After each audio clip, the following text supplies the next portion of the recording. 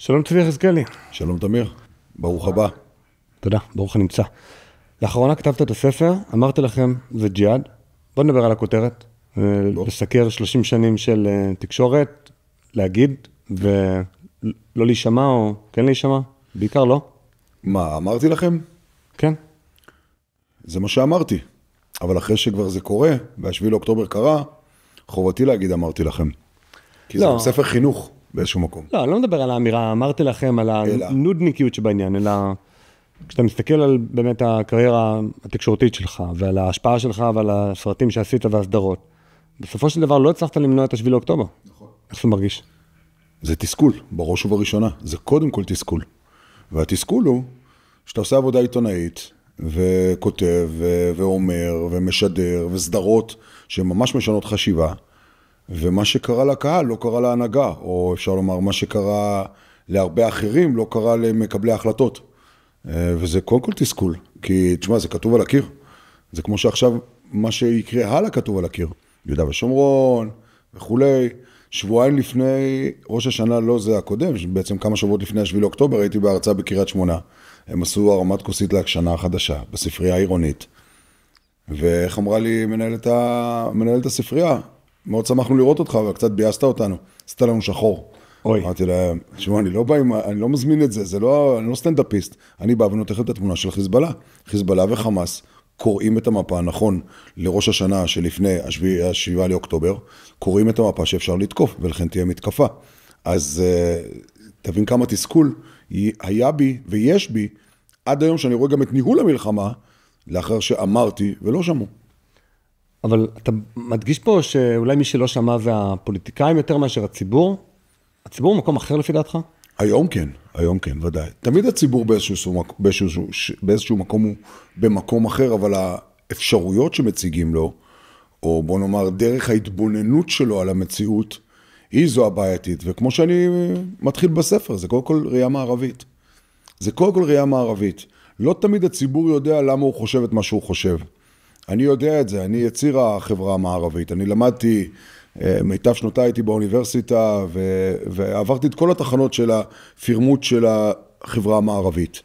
והחברה המערבית בעצם לא משאירה לבן אדם, לעם איזה הרבה ברירות, ולכן הוא בוחר בפוליטיקאים שלו, אבל בתוך תוכו העם יודע שאנחנו טועים בדרך, בתף. אז בואו נעבור לדבר על הזווית האישית, כי גם אתה בעצם לא חוסנת מפני הקונספציה, אני מדבר נגיד על לפני 20-22 שנים, בוודאי, נכון? בוודאי. זאת אומרת, היית דובר ערבית.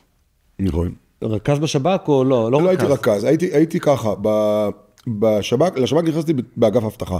באגף אבטחה זה לשרת בחוץ לארץ בשגרירויות, ואחר כך עברתי לעבוד במטוסים, ולאחר רצח רבין היה שינוי תפיסה, ואחר כך גם רצח רכזים, כמו שציינתי, והחזירו אותי לארץ, אז הייתי גם מאבטח אישי וגם מאבטח רכזים, ובדרך לתהליך של רכזים, ואז הלכתי לעיתונות.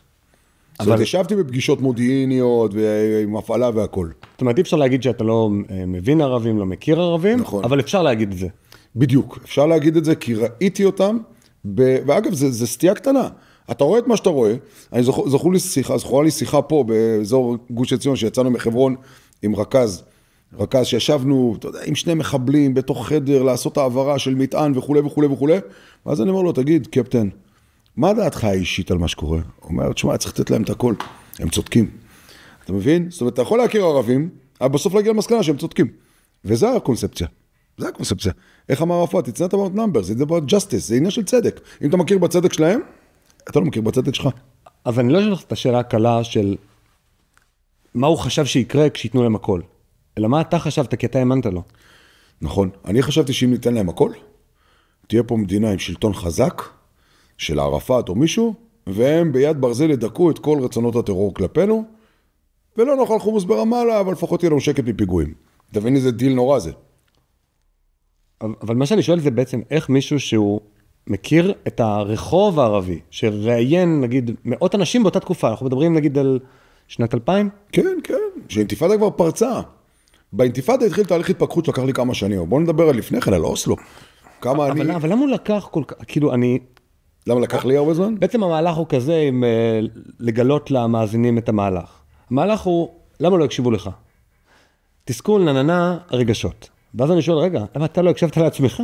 נכון, כי היה לי קשה, הייתי, קודם כל, אגיד לך את האמת, להיות בחברה, אפילו במערכת חדשות, ולהיות כל כך נחוש ולהגיד ההפך, לא היה לי את הכתפיים, לא היה לי את האומץ, לא היה לי את הידע, לא היה לי את העומק, לא היה לי את ההוכחות. ידע? בוודאי. עומק, אבל... אם אתה בא ומסקר את הרשות הפלסטינית, ובתוכה אתה יודע שהיא משחקת עם ישראל במשחק של חתול ועכבר בטרור, אני בתור כתב בגלי צהל לא יכול לעשות את זה. למה העורך אומר לי, איך תעשה כתבה עכשיו על הטלוויזיה הפלסטינית, כמה האולפנים שלהם יפים. וכשאני חוזר, מישהו אומר לי, תגיד, אתה בדקת את ההסתה? בסדר, נו, זה השיח שלהם. לא היה לי את הכתפיים ואת הכוח ואת האומץ, וגם לא את הראייה בעצמי, עד כמה אני משוטה. ואז אני שואל, כאילו, למה? זה שהעורך לא נתן זמן, הוא לא נתן, בפריימינג שלו, הוא לא נתן לך לעשות כתבה על ההסתה, בסדר, אפשר להאשים את העורך, אבל אתה בתוכך... לא הייתי מספיק דוחף. לא ידעתי שיש אלמנט גדול בתמונה הכללית, לסיפור הזה שמתקתק פה, שוואלה, הם אפילו טרור. חשבתי שזה יתגבר. אפילו ערפאת בעצמו, שהוא טרוריסט, היה טרוריסט, תמיד הייתה תחושה שהוא עבר את זה, הוא כבר מדינאי, לא מדגדג לו הטרור. כאילו זה איזה מין מעבר של בלשון מאזניים, שאתה ב-60-70% בסדר, ויש 40% בעייתיים, אבל יהיה בסדר. זו הייתה הנחת היסוד, ולכן גם אני הייתי בקונספציה. אני הייתי בקונספציה כי אני יצר של חינוך. חינוך שבאוניברסיטאות, בבתי ספר לתקשורת, בתקשורת עצמה. עכשיו, זה בסדר גמור, אין מה לעשות, ככה מחנכים. עכשיו, להתפקח מזה, לוקח כל כך הרבה זמן. אולי, אם מסתכלים באמת על ערפאת ועל המנהיגות ועל גיאופוליטיקה ועל זה, אז אפשר עוד להגיד, רגע, יש לו אינטרסים כרגע לשמור על השקט, או סינואר, יש לו דירות באירופה, ולכן הוא רוצה לשמור עליהם, או כל מיני דברים כאלה. אבל אתה היית במגע עם השטח. נכון. אתה כאילו, הרבה אנשים שואלים את עצמם, איך אני נותן את החיסון לי ולילדיי, מעבר לראות תמונות סנאף מ-7 לאוקטובר. ואז תמיד אומרים, התשובה הבנאלית, הקלאסית, היא תלמדו ערבית. תלמדו ערבית. אז הנה, צבי יחזקאלי. זה לא בנאלי, זו תשובה מאוד מאוד בסיסית ונכונה. אבל צבי יחזקאלי למד ערבית. נכון. ראיין ערבים, נפגש איתם במקומות המסתור ובערי הגדה. אז אני אתן לך את זה. אחד המזרחנים הכי גדולים בעולם, אני חושב, שאנחנו למדנו על ברכיו, פחות או יותר, אני לא ראיתי אותו רק בכמה הרצאות, זה ברנרד לואיס. פרופסור ברנרד לואיס תמיד אמר לנו, אני למדתי את פרופסור משה שרון, תלמידו, באוניברסיטה העברית. הוא אמר, אל תסתכלו על המזרח התיכון בעיניים שלכם, אחרי שלמדתם ערבית, אלא תסתכלו על המזרח התיכון איך שהוא רואה את עצמו. זה לא דבר פשוט. אתה יודע מה, זה גם תהליך פנימי של אני. אתה יודע, סרט דוקומנטרי ראשון שעשיתי, שאלתי את אותו מרואיין, סגן של ג'יבריל רג'וב, שאמא שלו יהודיה, איך הסרט? אז הוא אמר, הסרט משקף אותך ולא אותי. סרט דוקומנטרי משקף את הבמה יותר מאשר את המרואיין. למה? כי זה אני. בתקשורת בונים אותך כמתבונן, לא ככלי שמעביר. ולכן אתה הסיפור שמתבונן. והסיפור שלי בהתבוננות של הפלסטינים היה, אני מערבי. אני רוצה לקחת אותם אליי, אני רוצה לחנך אותם אליי, שיהיו תרבותיים, שיהיו דמוקרטיים, שיסתדרו ביניהם בשיטות שלי, וזה שלא הסתכלתי על המזרח התיכון בעיני עצמו, כמו שהוא רואה את עצמו, זה היה הפספוס. לכן אתה אומר, התשובה בנאלית זה ללמוד ערבית, ותסתכלו על המזרח התיכון כמו שהוא רואה את עצמו. וכשאתה מסתכל על הסרט הזה שערכת, שהיית במאי שלו, על ג'יבריל רג'וב, מה אתה בעצם... סגן של ג'יבריל רג'וב, סמח כנען קראו לו. מה אתה רואה היום? היום אני רואה תמימות. כלומר, מה הצגת שם? אולי בלי שנראה את הסרט עכשיו. הצגתי שם, קודם כל הייתה פינה, אז תבין, היה פינה בערוץ 2, לפני יום שישי, של שתי משבצות שידור, אחת קראו לה תיבת תעודה, כאילו על סתרי תעודה, השנייה קראו לה שבת סלם. שבת סלם. זה השבת עם הסלם. שלום. אוקיי, זה תוכניות על השלום. ואני הבאתי את סמח כנען, שהוא הסגן של ג'יבריל, שאימא שלו יהודייה, והוא קורא לה שלום. אתה מבין, זה אחלה טייפקאסט. אז אתה מבין, בעצם המסגור, הרי בתקשורת יש את הצורה והתוכן. הצורה כבר קבעה את התוכן, שבת סלם. תביא לנו משהו לפני השבת, שיעשה לנו נחמד לסלם. ומה הבאתי? הבאתי את סמח שאמר שהוא חילץ בקבר יוסף ב-96, והוא עזר לישראלים, והוא עוזר לשיתוף פעולה רק, צאו מהשטחים. תנו לנו מדינה, יהיה מדהים, נשמור על הביטחון. איפה סמח כנען היום? העיפו אותו, הוא בשוודיה, פליט. מי העיף אותו? הפלסטינים בעצמם, הם חשדו בו שהוא יהודי. ג'יבריל רג'וב בגלה אותו. אז הנה עוד פרק לשבת, אין סלם. אבל נראה שהוא בעצם אומר את הדברים אתה רוצה לשמוע, אז איך פה הסרט הזה הוא מושפע ממך? זאת אומרת, הוא מושפע ממני כי אני כבר מסגרתי אותו בתור אחד שעושה שלום. אגב, הוא גם אמר את זה. הוא גם אמר, אנחנו רוצים שלום. פלסטינים תמיד יגידו לך שהם רוצים שלום בתנאים שלהם. שנייה, אבל אם היית בא היום, כצבי חזקיל של היום, ונוסע לשוודיה, ומראיין אותו בצורה, נקרא לזה אגב, נורא רציתי. הוא אמר לי, גם אל תבוא עם תפילין, אל תקשור לי תפילין. הוא אומר שהוא בעצם יהודי. אמא שלו קוראים לה מזל ממן. הוא היה בכלא, הוא עשה פיגוע, שתבין. מה הוא היה אומר היום? כל כך הייתי חוקר אותו, לא הייתי מראיין אותו. זה לא היה רעיון, זה היה חקירה. אני רוצה להבין איך אתה לקחת את המיומנויות האלה של החקירה, שגם דיברת הרבה על יחידה 504 ועל המוסד, אל מול שב"כ והשיטת הפעלה הקודמת מול הנוכחית. אבל איך היית מוציא ממישהו את האמת אם הוא בא עם דף מסרים? אז אתה אומר חקירה, אבל חקירה זה מילה. יפה, אז יש את הפתגם בערבית, אני גם אומר אותו על גב הספר, רוצה אמת ואח שלו. אני שבאתי לראיין את ערפאת, לא הייתי שואל אותו את השאלות, תגיד מה עם פיגועים, הייתי שואל אותו, בזמנך הפנוי, מה אתה רואה בטלוויזיה? אמר, אין לי זמן. ובכל זאת, וואלה, אהבתי פעם סרטים צוירים, תום וג'רי, לא. כן. אתה רוצה לראות תמונת עולם, שפגשתי את זבדי פעם ראשונה, אתה יודע מה שאלתי אותו? מה שומר מסך שלך בטלפון? אני מלקט נתונים שהם מצד אחד מרככים את המרואיין, הוא אומר, זה טמבלו. עזוב, נרגעתי, אני אזרום איתו. צד שני, זה שיטת חקירה. יש את החוקר הטוב, החוקר הרע, ויש את החוקר הטיפש. זה הכי טוב לבוא ככה. כי בחברה מעמדית, כמו החברה השבטית הערבית, אם אתה מנמיך, לא יותר מדי. את עצמך. כן, מולו, אתה מרגיע אותו שאתה בידו. ואז הוא רוצה לתת לך. שאתה בא מעליו ואומר לו, תן, הוא חוסם. סתם, הנה, שיטה קטנה. אז את זה הייתי עושה. בוא נדבר על הנוח'בות, כי עכשיו... בוא. תזכיר לי איך קוראים... איזה נוח'בות, של יהודה ושומרון או פה? או בעזה? לא, הנוח'בות בינתיים... אנחנו בינתיים פוליטיקה. אנחנו רואים צריח בסגד מהחלון, צריך לספר את זה. חלילה לנו לדבר על יהודה ושומרון. אנחנו פה יש שלום, נדבר על זה. סלם, כן. אבל הנה, גם אתה גר בירושלים, אתה שומע מואזין, בטוח, לא? לא, אני פשוט ציני. לא, אבל עשית סדרה על הנוח'בות, בעצם ראיינת אותם, ושאלה הראשונה שאני בעצם שואל את עצמי, למה בכלל החבר'ה האלה משתפים פעולה, עזוב רגע איתך כעיתונאי, עם החבר'ה של השב"כ, רואים אותם יושבים עם דגל ישראל מאחורה, מדברים, והם מדברים בסבבה. אמנם אני לא ראיתי את כל החקירות, והניסיון שלי בחקירות הוא אפס, אבל רואים אותם משתפים פעולה מתוך רצון נעים כזה. אפילו לפרוק, לספר, לשתף, נכון, זה נראה מוזר, אני אומר לך למה. החקירות האלה שלאחר מעשה, הן כבר חקירות עבודות, זה אפילו לא חקירה. חקירה זה כשאתה רוצה לחקור מישהו ולהוציא ממנו משהו שעכשיו יעזור לך בזמן אמת. חגורת נפץ, התארגנות, זה לא חקירה, זה הודעות יותר נכון. אגב, גם בסרט אני מכנה את זה הודעות. ברגע שתפסת נוח'בה, מתחילה מערכת יחסים בין חוקר לנחקר. ואת זה יספר לך כל איש 504 ורכזי שב"כ שלא שכחו את הסיפור של היומנט. מתחיל עניין שאתה בעצם מתחיל להוציא מהבן אדם, ואתה צריך להוציא ממנו את זה, והוא יודע שזה המוצר שאתה מבקש בתוקף מעמדכם עכשיו שהוא אסיר, ואתה החוקר, או רוצה לקחת את ההודעות. וזה יכאב לו מאוד, ויהיה לו קשה מאוד אם הוא לא ייתן את זה. אז הוא נותן את זה על ההתחלה, כי הוא רוצה לפתוח בטוב. מה אתה מריצים? אגב, זה כבר לא משנה לו. זה כבר לא משנה לו. הוא יודע שאתה יודע מה הוא עשה. אבל כדי לספר את זה... לאו דווקא. בוודאי. הרבה מאוד מהמעשים שנעשו במלחמה האחרונה, היו ללא שום עדים.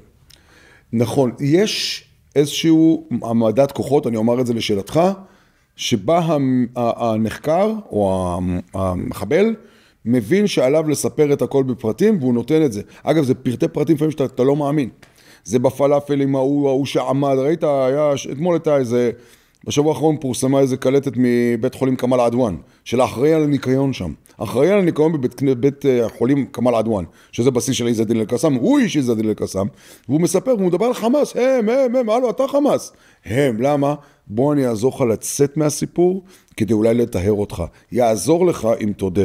אם לא תודה, לא רק שיכאב לך, יהיה לך קשה, אתה גם תסבול יותר. ואז הוא מודה. וזה גם עניין של החברה השבטית. ברגע שזה כבר יוצא, למה ישראל מפרסמת את הקלטות הללו? להראות להם שזה לגיטימי, זה בסדר.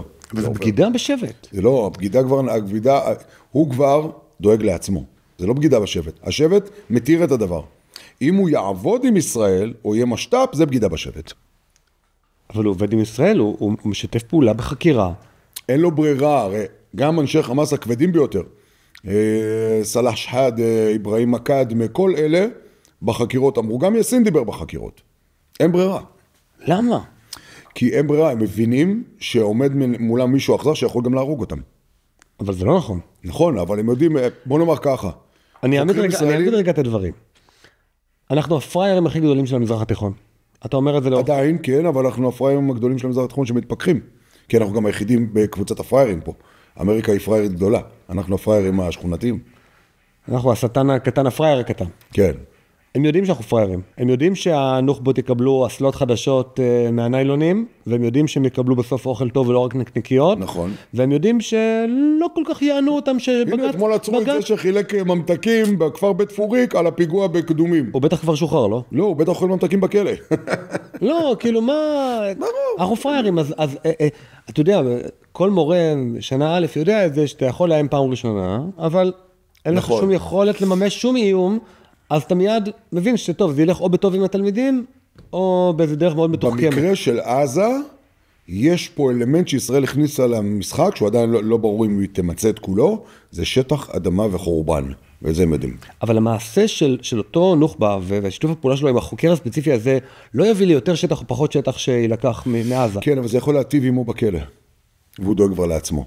זאת אומרת, רכז שב"כ, רכז מודיעין כלשהו, כותב, שיתף פעולה, 10-10, כאילו זה יעזור. לשים אותו בקבוצה. כן. אגב, אתה יודע, היום יש בכלל תופעות, דיבר איתי שופט צבאי בדימוס, הוא אמר לי שהם מבקשים להעלות להם את המאסר. הם מבקשים יותר מאסר, מדוע? כסף. ברור, אתה מקבל יותר מאבו מאזן, ואתה גם עולה לך עדיפות בעסקת שבויים עתידית. עדיף לך להגביע את העניין, כך שזה לא עניין לדאוג לעצמי. שוב, שבט, זה נכון, אבל לא תשכח, ואני אומר את זה גם בספר, יש פתגם ערבי, שכל מי שרוצה להבין את השבט חייב להדגים אותו, פתגם קצת לא נעים. אני ואחי נגד בן דודי, אני ובן דודי נגד השכן, אני והשכן נגד הזר. אני חייתי בחמולה, זה ככה. זה ככה. ככה, ממש ככה. אתה יודע מה, כל קבלן שעבד עם פועלים יודע את הדבר הזה. לפעמים מגיעים עם זה של הגב לקיר, ואתה יכול גם למכור את אחיך. ואם לא, אתה ואחיך תמכרו את הבן דוד שלך, ואתה ובן דוד שלך תמכרו את השכן שלך ותצאו נגדו, ואתה והשכן תצאו נגד הזר, ואנחנו הזר. אז אני אגיד משהו קצת כואב, לא פוליטיקלי קורקט כמנהגנו. בסדר, לא פוליטיקלי זה דבר טוב. בסוף בהתנחלות, מאוד בעתית ומאוד אלימה, וזה... מה עלינו בינתיים? אנחנו מאוד צינים. לא, ברור, מה שכתוב בגוגל? מה, זה שאתה גר פה, מה זה לא אלים? מה אלים מה, הנה, אתה יושב, מה זה לא אלים? לא, אני גר על אדמות יהודים משנת 1923, בגוש עציון ספציפית, ואני לא יודע, בכל יהודה ושומרון, גוש עציון ספציפית, היו פה קיבוצים, הגוש נפל ב-48, אבל זה לא משנה, יהודה ושומרון זה שלנו, של ארץ אבותיי. היום בערב יש לי הרצאה בקריית ארבע, ואני הולך לבקר את סבא וסבתא שלי אחרי הרצאה. אז מה... למי שלא הבין, תראה מסבא וסבתא זה מערת המכפלה. נכון, נכון. סבא וסבתא שלך, לא, רגע, ההורים שלך גרים בתלפיות. נכון, סבא וסבתא רבא שלי. לגמרי.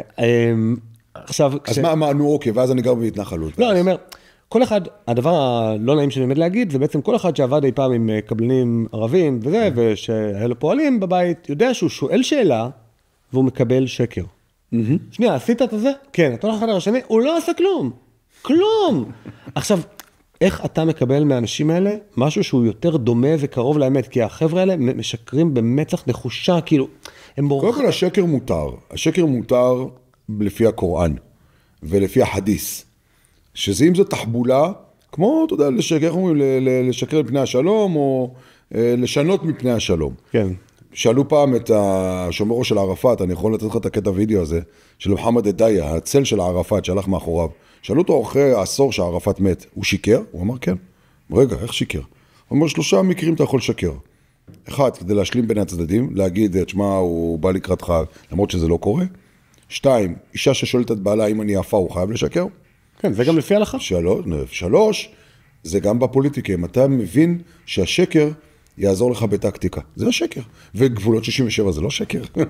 שנייה, אבל הנה פה אנחנו מגיעים אולי לאחת הנקודות. אמת או אח שלו? ושהם אומרים לך גבולות 67 זה לא שקר? ושפועל הערבי אומר לך עשיתי משהו, זה למה הוא משקר? פעם שאלתי חבר, שוב, חבר ערבי שהיינו באיזה מיזם של להיפגש עם מישהו מחוץ לארץ שרוצה להקים אתר חדשות. קבענו 8 בבוקר, אמריקן קולוני, אמרתי לו, בלי הברזות. בלילה וידאתי אותו ב-12 בלילה שזה הולך לקרות, הוא אומר לי, אל תדאג, אני לא מבריז. 8 בבוקר אני באמריקן קולוני, הבחור מגיע, והבחור שאמור להגיע, הצרפתי הוא היה, וחברנו לא מגיע. אני מתקשר, טלפון סגור. אחרי זה, אני מורד שערות ב-10, אני צועק עליו, למה לא בא? למה? שיקרת לי בלילה. הוא אומר, לא שיקרתי לך. פשוט לא רציתי שתלך לישון מבואס מזה שאני לא בא. אוקיי? אתה מבין את הראייה שלו? אתה אומר לו, לא, אני אדם מערבי, תגיד לי שאני לא בא, אני אתחיל את הפגישה. הוא אומר, לא, לא, לא רוצה. אני פשוט לא אבוא. אתה מבין את התפיסה? אז תגיד, על מה אתה עובד פה? על כבוד או על... אני לא רוצה לפגוע בכבוד שלך 8 שעות לפני. תיפגע ב8 בבוקר במקום ב12 בלילה. מה הולך פה? אז יש לי טריק שעשיתי עם כמה ערבים, הוא עבד כמעט תמיד, בוא נראה אם... יפה, אבל למה הטריק שלך עבד בלי לדעת? כי אתה כזית את הבאג בזה ועשית גישור. בדיוק. אם הייתה לי תחושה שהבן אדם עומד פה או שם ננה, אמרתי לו, תגיד לי עכשיו, אל תפגע לי בכבוד. רק את המילה, רק אמרתי את המילה, ואתה אומר, וואלה, לא... מה, תגיד לי עכשיו מה? תגיד לי עכשיו, אל תפגע לי בכבוד. בדיוק, רק אמרתי את המילה המטופשת הזאת, וזהו, והבן אדם פתאום מתחיל להיות מרגליות, הוא יכול להגיע לך הביתה עם חבילת עוגיות, להגיד, וואלה, אני מה זה מצטער, אדון תמיר, פגעתי, אני לא, בכלל לא דמיינתי לבוא, אני עכשיו ישן איתך בסקש, לקראת הפגישה מחר. וגם לזה אל תאמין. שוב, אתה רואה את התנועה, הכל זה תנועות, זה וקטור. מה התנועה שלו עכשיו הייתה? קלטת אותי. שוב, בוא נגיד בתרגום. קלטת אותי, אני לא הולך לבייס אותך, אבל תדע, זה לא יעבוד לך עם כל הזמן. יש פעמים שגם אני אפנה לך. עכשיו אני מבין שאני צריך לשלם לך בדמות החוסר הפרזה מחר, אבל על כל חייל חייל אומרים בערבית, לכל מצב יש גם את המצב ההפוך, אנחנו עוד ניפגש. זה כל הזמן מפגשים. אגב, זה די דומה לחינוך ילדים, זה די דומה להרבה דברים. אין מה לעשות, זה העניין שלנו במזרח תיכון. עכשיו, איך תוכל, אתה קלטת תוך שנייה את המעגל הרגשי מעמדי שקרה פה, פתרת אותו, אבל זה לא אומר שזה יכול להיפטר. היום שלמה בן עמי אומר, הבנתי שערפאת עבד עליי במשא ומתן. היום אתה מבין את זה? הוא עבד עליך בשולחן המשא ומתן. זה מה שקורה לה, זה מה שככה האיראנים עבדו על אובמה. אנחנו פשוט לא רואים אותם, וזה שיא ההתנסות. אבל כשאנחנו עובדים נגיד מול פועלים, או אתה רוצה לקדם איזה מיזם תקשורתי, הרי אי אפשר לעבוד ככה. אי אפשר להקים כמעט שום דבר עם החוסר מילה הזה, עם החוסר דיוק, עם... חוסר הפקת לקחים, טיוח, נו, מה, איזה סיכוי מגיע? עזוב טרור, אני אומר, בכלל להיות באיזשהו סוג של, אפילו לא שותפות, סתם שיתוף פעולה, לקנות חומרי בניין בחנות. הוא אומר, רגע, אני מביא לך מהמחסן, עכשיו הוא יודע שאין לו מהמחסן, הוא חוזר וזה, והוא שורף לך את הזמן, משקר לך, מביא לך משהו שלא מתאים, כלקוח, אתה משתגע. נכון, צריך להגיד, קודם כל, הבסיס הוא קודם כל, האם הוא בחר לשתף פעולה איתך. נתחיל. אם הוא בחר לא לשתף פעולה, מתחילים התירוצים, ואז מתחיל השקר. הוא לעולם לא הולך ישר. לא, יש פעמים יש לו אינטרס ללכת איתך גם ישר. אני אסביר לך, אם זה אינטרס כלכלי, או אינטרס שמשרת אותו, הוא ילך איתך ישר. אתה רוצה לקנות כך, אני אביא לך את זה אפילו לבית. אין בעיה. לא, אני אומר, אם הוא לא רוצה לשתף פעולה, אם הוא לא רוצה לשתף פעולה, מתחילים הסיפורים, עוד חודשיים יש משלוח. יש הלוואה בכפר, 1000 תירוצים, למה הוא מרצה אותך. אבל הכל מתחיל ברצון לשיתוף פעולה. פה אתה חייב להבין בצג הראשון, בהודעה הראשונה על הצג, אם הוא וזהות, וזה הכי קשה, לזאת אם הוא איתך או לא. אחרי שזית אם הוא איתך או לא, עכשיו מתחיל מרחב הפעולה, שבו אתה צריך להבין לאן אתה לוקח אותו. ואם אתה כבר מזהה שבאמת הוא לא משתף פעולה כמו שאתה רוצה, מתחילים השקרים, ואז אתה מתחיל למרות שערות ואתה לא מבין מה קורה. פה אתה גם מראה לו שאתה רואה. אחד הדברים שהכי מנטרלים את הדבר הזה, זה כשאתה רואה. פעם דחלן, אמרתי לו, מחר היום ב6, אמר לי, אינשאללה. אז אני... אינשאללה כן או אינשאללה לא? זהו, אז לא ידעתי את זה. ולמחרת שהוא לא בא, אז אמרתי לו, זה אינשאללה, זה לא? אז הוא אמר לי, ברוב הפעמים זה לא. אני חשבתי אינשאללה, זה וואלה, בטח, מה אינשאללה? מה זה? נעשה השתדלות, בטח. נכון, מה, זה הכי טוב לזרוק את זה. זה לא הכל. אבל אם אתה מסתכל על העולם הערבי, אתה שואל, תגיד, איך מתקדמים מפה? אתה רואה איזה קונסטרוקציה של פרויקט עצום בעולם הערבי שיכול היום להגיד, וואו, זו הדוגמה, חוץ מהאמירויות וקצת סעודיה, העולם הערבי כולו הוא בדקונסטרוקציה. הוא משמיד את עצמו בתוך עצמו, כי השבט לא מקבל מדינה, לא מקבל את האחר, ונלחם תמיד בתוך עצמו. יש לזה בדיחה, קוראים לזה IBM. שיטת IBM, זה אמר לי את זה ירדני, מדריך תיירים ירדני. מה זה שיטת IBM? אינשאללה בוקרה מעלש. אינשאללה, בוקרה מחר, מעלש, לא נורא. ברור, הם לא מגיעים לכלום. מה התוצר שהביא העולם הערבי לעולם? אתה יודע את הפלסטינים. עיתונאי פלסטיני בבית לחם כתב ביום העצמאות שלנו, ה-75. מדינת ישראל זו מדינה לתפארת. מה אנחנו בנינו ב-75 שנה? הרסנו להם את הפרויקט. הפרויקט שלנו זה להרוס להם. נו, אז מה, למה אתה מופתע? האמת היא שהזווית שאני רוצה לתקוף את זה, זה מזווית קצת שונה, זאת אומרת, יש לנו פה נגיד קבלן, והקבלן בא ומשקר, מאוד יפה שאתה בבית הקבלן, אגב, אתה עולה ב200, פה עובדים לבד, הנה, אתה רואה את הקיר אבנים הזה, אני אבן הבאתי, ואני לא טוב באבנים, יצא עקום, אבל מה לעשות? כן, נדבר על זה אחר כך, אבל אתה בא ומנסה לעבוד עם מישהו, ואין לו שום הצדקה גיאופוליטית לשקר לך, סתם, עוד משהו אחד שכחתי להגיד לך, עכשיו נזכרתי, השאלה אם הוא נלחם בך, נכון אמרנו בהתחלה אינטרס או לא אינטרס? אני יודע, קראתי את הספר. יפה. אם זה ג'יהאד והוא נלחם בך, אז יכול להיות שגם הלא לבוא מחר זה לחימה, זה מייבש אותך. אתה יודע מה? זה יתרה מכך. גם לקחת לך כסף מהביטוח הלאומי זה מלחמה. רק זה, אתה לא מרגיש את זה, אבל זה החובה שלו. כתוב בקוראן, מן ג'הד פי מאלי, פי נפסי, פי רוחי, מוג'הד. מי שעשה ג'יהאד ברוחו, בכספו או בנפשו, זה מוג'הד. אחד שעבד על הביטוח הלאומי הוא מוג'הד כמו דאעש. למה הוא עבד עליך? הוא עובד בעירייה והוא לקח משהו. מספיק, עשה את שלו. אם הוא בג'יהאד, אתה לעולם לא תזהה את זה. למה? כי אתה לא היית עושה את זה.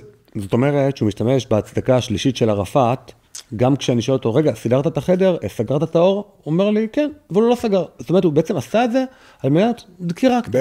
בוודאי. סתם דקירה קטנה בחוסר נחת שלי מהפועלים. בוודאי. בגוש עציון, היה פה איזה עסק שפיטר בחור פלסטיני מנחלין. נחלין, חמולה גדולה מוכרת. הוא בא ואומר לי, תשמע אחי, תמצא לי עבודה. אמרתי לו, בסדר, אני אומר, בבקשה, אני חייב עבודה. אמרתי לו, בסדר, אני אמצא לך. הוא אומר, אני מוכן אפילו לא לעשות נזק. אמרתי לו, מה?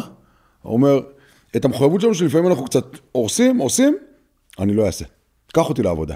לא שאני יכול להשיג אותו, מישהו עם חבר. אתה יודע מה זה מזכיר לי?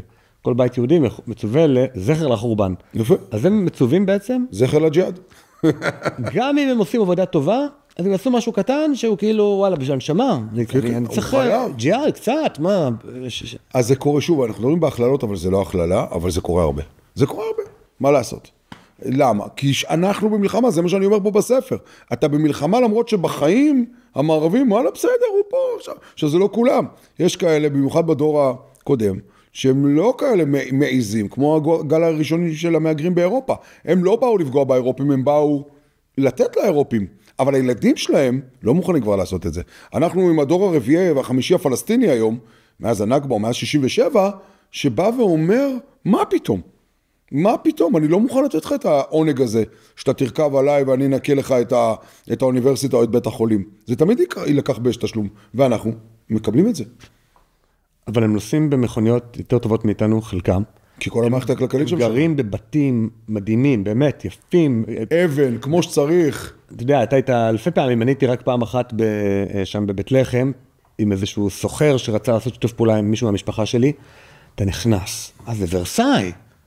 זה מקומות שנראים לך סתם ג'בליה, אתה נכנס. לא. ורסאי. ורסאי, חביבי. וילונות, ונוף, וקשתות, וחדרים, ושיש, ואבן. כמו שצריך, לא, אתה יודע, כמו פה... ועוגיות, מפה ועדודה חדשה. וסלון שהוא סלון, ומבואה, וכמו שצריך, בוודאי, כי המערכת הכלכלית שם היא שונה. אבל למה הם מרגישים מתחת, כלומר, למה אומרים, לא ניתן לכם לרכוב עלינו, אם הם גרים בכאלה ארמונות, וכזה איכות חיים. זה לא מסמן לו, הוא מבחינתו, הארמון זה שלו, לא בגלל שאתה נתת לו. אמרת בית לחם, חבר טוב ממש, בבית לחם, שאנחנו שותים פה קפה, שאלתי, מה אתה עושה שבוע הבא? אמרתי לו, אני יוצא לרכיבת אופניים. אמר לי, מה, לרכב על אופניים? אמרתי לו, כן, עושים רכיבה. אז הוא אומר, מה, איזה אופניים האלה? כמה הם עולות? אמרתי לו, אופניים, 20,000 שקל. הוא אומר, אנחנו בונים בית בזה. כלכלה ביהודה ושומרון זה אחרת. שק טחינה, שק קמח, בני דודים עובדים אצלך, תמיד זה תמורת דברים. הכסף האמיתי תמיד נשאר מתחת לבלטה לדברים האמיתיים, אדמה ובית. אל-ארד היא לארד, אומרים בערבית. האדמה היא הכבוד. והאוטו. וגם האוטו, כל סמלי הגבריות, גם נשק. עד שלא תהיה בחתונה שיראו שם בנשק, לא תבין כמה מלהיב אותם הדבר. אתה לא מבין מה זה, שנשק יוצא ויורה, הם כולם, וואו, זה האייטם. למה? זה קוראים לזה בתרבות הערבית, הטרום-אסלאמית, מורווה, סימני הגבריות. מה זה סימני הגבריות? סוס, חרב, קלאץ', נוקם, גבר, נשים, 4, דאעש, אלה. אתה תראה אותם, מה זה סוריה היום? אין בלי קלאץ' בלי אפוד. זה סימני גבריות של חצי האי ערב. הם משתנים, נכון? פעם זה אוטו, עכשיו זה טלפון, או... תראה בעזה. עזה, תוך כדי המלחמה, נמכרים שם אייפון 13 ואייפון 16, מה שיצא, בשיא. מספרים לאוטו, 111, זה העניין. זה תרבות, ככה אתה מבסס את מעמדך כשבט חזק, איך? כסף ואדמה. מה שונה בתרבות הערבית? מה שונה מ-LA? אוטו פתוח והוליווד, זה אותו דבר. רק שם זה בא מתרבות השבט שאותה אנחנו לא מכירים. פה זה בא מתרבות הצריכה. לא, אני לא אגיד לך שהדברים, אני אקרא לזה מפתיעים אותי, אבל הרבה פעמים אתה רואה בחיים, נגיד, סתם, בן אדם עכשיו יודע שלחזור לכושר או להיות בכושר, ידרוש ממנו הרבה, ידרוש ממנו לחזור בבוקר וזה, ולמי יש כוח וזה, ואז מה אתה אומר לעצמך? וואלה, לא, זה עושה ברכיים, עדיף להירגע, אני עכשיו מרגיש קצת לא טוב, אתה עושה רציונליזציות ללמה לא לעשות. ובעולם הגיאופוליטי, או בעולם של הפוליטיקה, אתה בא ואומר לעצמך, רגע, אני רוצה להילחם, אני רוצה שהבן שלי יתגייס לצה"ל, לא, אני רוצה לחיות חיים שלווים, אז אני עכשיו עושה רציונליזציה שגם האויב בכלל לא רוצה מלחמה. הוא מוציא פועלים, הוא רוצה הכנסה, סינואר בכל זאת רוצה לבנות את עזה. הנה, זה רציונליזציה על האויב שהיא לא קיימת במזרח התיכון. שנייה, אבל שם גם אתה היית, נגיד, בשנת 2000, מבחינה אישית, כאילו, היית עייף ממלחמות, עייף מלנצח, עייף הייתה לך איזו לאות כזאת שהובילה אותך וגרמה לך לפרש את המערכות? במיוחד שאתה מסקר את קמפ דיוויד. אני זוכר את השידור שלי ב-20 לספטמבר, 8 ימים לפני פרוץ האינתיפאדה, שלחו אותי בניידת שידור, ניידת שידור זה מה שנקרא... סמל סטטוס. כן, כבוד בבוקר, היא מצטרף אלינו, מביא מרואיין, בהר הבית. הר הבית עומד להיות, נותנים את אל-אקצא לערפאת, והכותל שלנו, זה נחתך עכשיו בקמפ דיוויד. ואתה צבי, לך לשם ותגיד, מה קורה? זאת אומרת, זה היה אוטוטו פורץ שלום, אמיתי. אוטוטו הרשות הפלסטינית נכנסת לירושלים, עשיתי כתבה על זה שמכינים סוסים. אתה מבין? בגבעה צרפתית, בעיסאוויה. מכינים סוסים, וכשזה לא קרה, ודאי שהיה לי, מה עכשיו? מה עכשיו מלחמה? בואו הרסו לנו את הכל. הרסו לנו את הסילבסטר של 2000, את שנת 2000 וזה, כל החגיגות שאנחנו תכננו. תחשוב שהיה אז באג 2000, ומה יהיה, ומה אנחנו במלחמה פה מספטמבר? בדיוק ככה זה נפל לנו. כל המלחמות תופסות לנו לא מוכנות, כי אנחנו הלומי קרב, אנחנו מדחיקים את הקרב. תראה לי, עזתי עם הלם קרב. בבקשה. למה? הוא יודע שזה אמור לקרות. למה? הוא חי בשבט, הוא יודע את זה. כשהייתי בסוריה, שאלתי אותם, איך ביום אחד התהפכתם על אסד? לקחנו נשק מהמחסן ויצאנו להילחם. איך בכזו? זה היה 20 שנה של שקט. וזה אמור להגיע היום הזה. זה כמו האנשים האלה שאומרים בכל מיני יחידות מיוחדות, לא צריך נצרה. הנצרה היא פה. אתה לא משחק בנשק. אין בכלל דמיון כזה שאתה שם, נגיד, יש לי נשק אישי, לא שמתי אצבע על ההדק, לא יודע, שנים. נכון, בגלוק אין נצרה, אבל באמת לא שמתי. האם דמיינתי שאני אשים? האם דמיינתי מצבים? דמיינתי כל הזמן מצבים. כי אתה מערבי, הנשק הוא פונקציונלי. שם הנשק הוא פונקציונלי כמו מזלג. בהגדרתם. שנייה, אני גם לא אשחק עם סכין חד. אני לא אעביר אותו סתם על האצבעות בשביל לראות עד כמה הוא חד. כן, כי התפיסה שלך היא לא של מכתוב. מה זה מכתוב? אם עכשיו זה היה צריך לקרות, אז זה מה שקרה. אגב, היחס למוות, היחס לשהדה, לשהיד, זה, אתה רואה את זה. אגב, זה גם בנהיגה בכביש. אם מכתוב לי שאני עומד בתאונת דרכים, אז וואלה, אחי, בוא ניתן גז. תסתכל את זה, אתה יודע, אז אין מה לעשות, זה משהו אחר, ואתה חייב להסתדר איתו. אתה, אגב, אחד הפחות נפגעים, אתה יודע מה קורה באירופה עם הדברים האלה? יש שם התנגשות של תרבויות, תוך כדי היום שאנחנו מדברים שם. גרמנים לא מבינים את העניין הזה. מה, ראית, אתה רואה סרטונים? איזה סבתא גרמניה במטרו, פתאום הערבים חוזרים מההפגנה של פלסטין, היא לא מבינה איפה היא חיה. הם לא מכירה את המוציאות הזו, שאנשים מכים עצמם על זוב דם בחג העשורה מתחת למרפס שלהם בברלין. ברוך הבא, ברוכים הבאים למזרח התיכון. אוקיי, אז מה? אתה רוצה פתרון? לא, תראה, ברור לי שאין פתרון לדבר הזה. זאת אומרת, חוץ מאשר... תשמע, מאוד מאוד יפה, מדהים אותי הדרך שעשית כדי להבין את זה. אני רוצה לרעיון אותך על זה. איך הבנת את זה? הקשבתי להם. בעברית, אני לא יודע מילה בערבית. לא צריך, היום הכל מתורגם לך. לא, עזוב. לא, הצליל והזה ודאי, אבל שאתה חוקר טיפה, אתה תגיע. אני אומר, תראה, יצא לי להיפגש עם נהג, אני חושב דרוזי, למרות שלא נראה לי טוב, סליחה. נהג בדואי, אני חושב שהוא היה מהדרום, ושאלתי אותו, תגיד, אתה עכשיו אומר לי שאתה מתחתן, וזה, וכאילו, אתה אומר שאתה בונה בית, כאילו, אז מה, אתה יודע מי תהיה אשתך, ואתם כאילו מתראים, לא מתראים? שאלתי אותו כזה, עושים דייטים, לא עושים דייטים? איזה יופי. לא, אז הוא אמר, לא, היא בבית של ההורים שלה, וכשאני אבנה את הבית, אני אכניס אותה, ונעשה מסיבה גדולה, זה החתונה. אמרתי לו, אוקיי, ואמרתי לו, ובינתיים, תראה, אמרתי לו, בינתיים, אתה לא מפחד שככה קצת פוזלת ימינה, שמאלה, אולי שזה בחור נחמד אחר בכפר? היא? שנייה, אני אשתמים. הוא בצבא, הוא נהג אמר גשש, אני לא זוכר כבר מה הוא היה בדיוק, הוא לא ראה אותה, זה חצי שנה כבר. מה, אתה לא, זה שאולי פתאום היא תגיד, לא, אני רוצה עם מישהו אחר, ופתאום יהיה לה איזה משהו, איזה עניין. מה פתאום? מה אבא שלה קובע לה? אז הוא אמר, כן, אבא שלה קובע, הוא אמר ככה, משהו שזעזע אותי, גם אם הוא שיקר לי, זה עדיין זעזע אותי בכלל התפיסה. הוא אמר, אם אני רק יחשוד, אני הורג אותה. אבל הוא אומר, אם אני אחשוד, זאת אומרת שיש הווה אמינא לחשוד, ואם יש הווה אמינא לחשוד, אז זה אמת. כי יש פה משהו של אין אמת ושקר, משהו מאוד, זה שאני אשמח שתפרש לנו, אבל... ואז אני אהרוג אותה. אמר לי, מה זאת אומרת? מה זאת אומרת תהרוג אותה? אמר, אני אקח, יש באר, נשים אותה בבאר, לא אדם וזה, באר, נשים אותה. זה קרה בהרבה בחברון, כן. הוא אמר גם, לפני איזה שנתיים, אני וכמה בני דודים, לקחנו איזה מישהי שחשדנו בה, בדודה שלנו, כי חשדנו שהיא הולכת עם פה ושם, ושמנו אותה בבאר שם, וזהו. והיה ברור שהכבוד של החמולה חזר למעמד. ברור. עכשיו, אמרתי, גם אם זה הכל שקר, הכל נניח שקר. לא, הוא לא שקר. נניח. עצם צורת המחשבה של חשד שווה זה, ואז אמרתי לו, אתה יודע, יש לנו ביהדות מין דבר שנקרא מים מערערים. אם בעל חושד באשתו, יכולה לשתות, ואז... המים יבדוק, השם יבדוק דרך המים. השם יבדוק, הוא אמר, וואי, יכלנו לחסוך ככה הרבה בנות טובות. וואו. ואז אמרתי לו, וזה שיהיה בית מקדש. אתם אבל לא רוצים שיהיה. וואלה, אם זה, וואלה, יכול להיות שזה יהיה טוב. אני מוכן, חבל על הבנות. לפני שמחרת, תשמע, אז אתה קודם כל סויכר, מכרת לו את הבית מקדש דרך יפה. תראה. לחברות הללו, הטרום-אסלאמיות של השבט, שזה בעצם היחידה במזרח התיכון, קוראים להם גם בערבית מוג'תמעת אל-עיב, חברות הבושה. עדיף לא לבייש ולסגור את זה פנימה, כי הנראות חשובה. שים לב שהוא אמר לך, אם אני יודע שהוא משקר, אבל זה לא יוצא השקר, אז זה בסדר. מאוד חשוב מה יהיה, זה כמו זוג שלא רבים כי השכנים שומעים. אתה מבין? אז כי אם היו גרים בבית בלי שכנים, אז זה מאוד חשוב הנראות. חברות הבושה וחברות של שבט, יש סולידריות בתוך השבט שמאוד קשור המעמד של כל אחד. ואם זה יפגע במעמד שלו, יכול להיות שזה, שם הוא הולך לשוב, הוא ירצח אותה. אבל גם אם היא בוגדת ואף אחד לא יודע, או עדיף לו, לפעמים לספוג את העלבון הזה, כי אף אחד לא יודע. מה העניין? שתמיד השקר מסתובב במערכת. אתה מבין?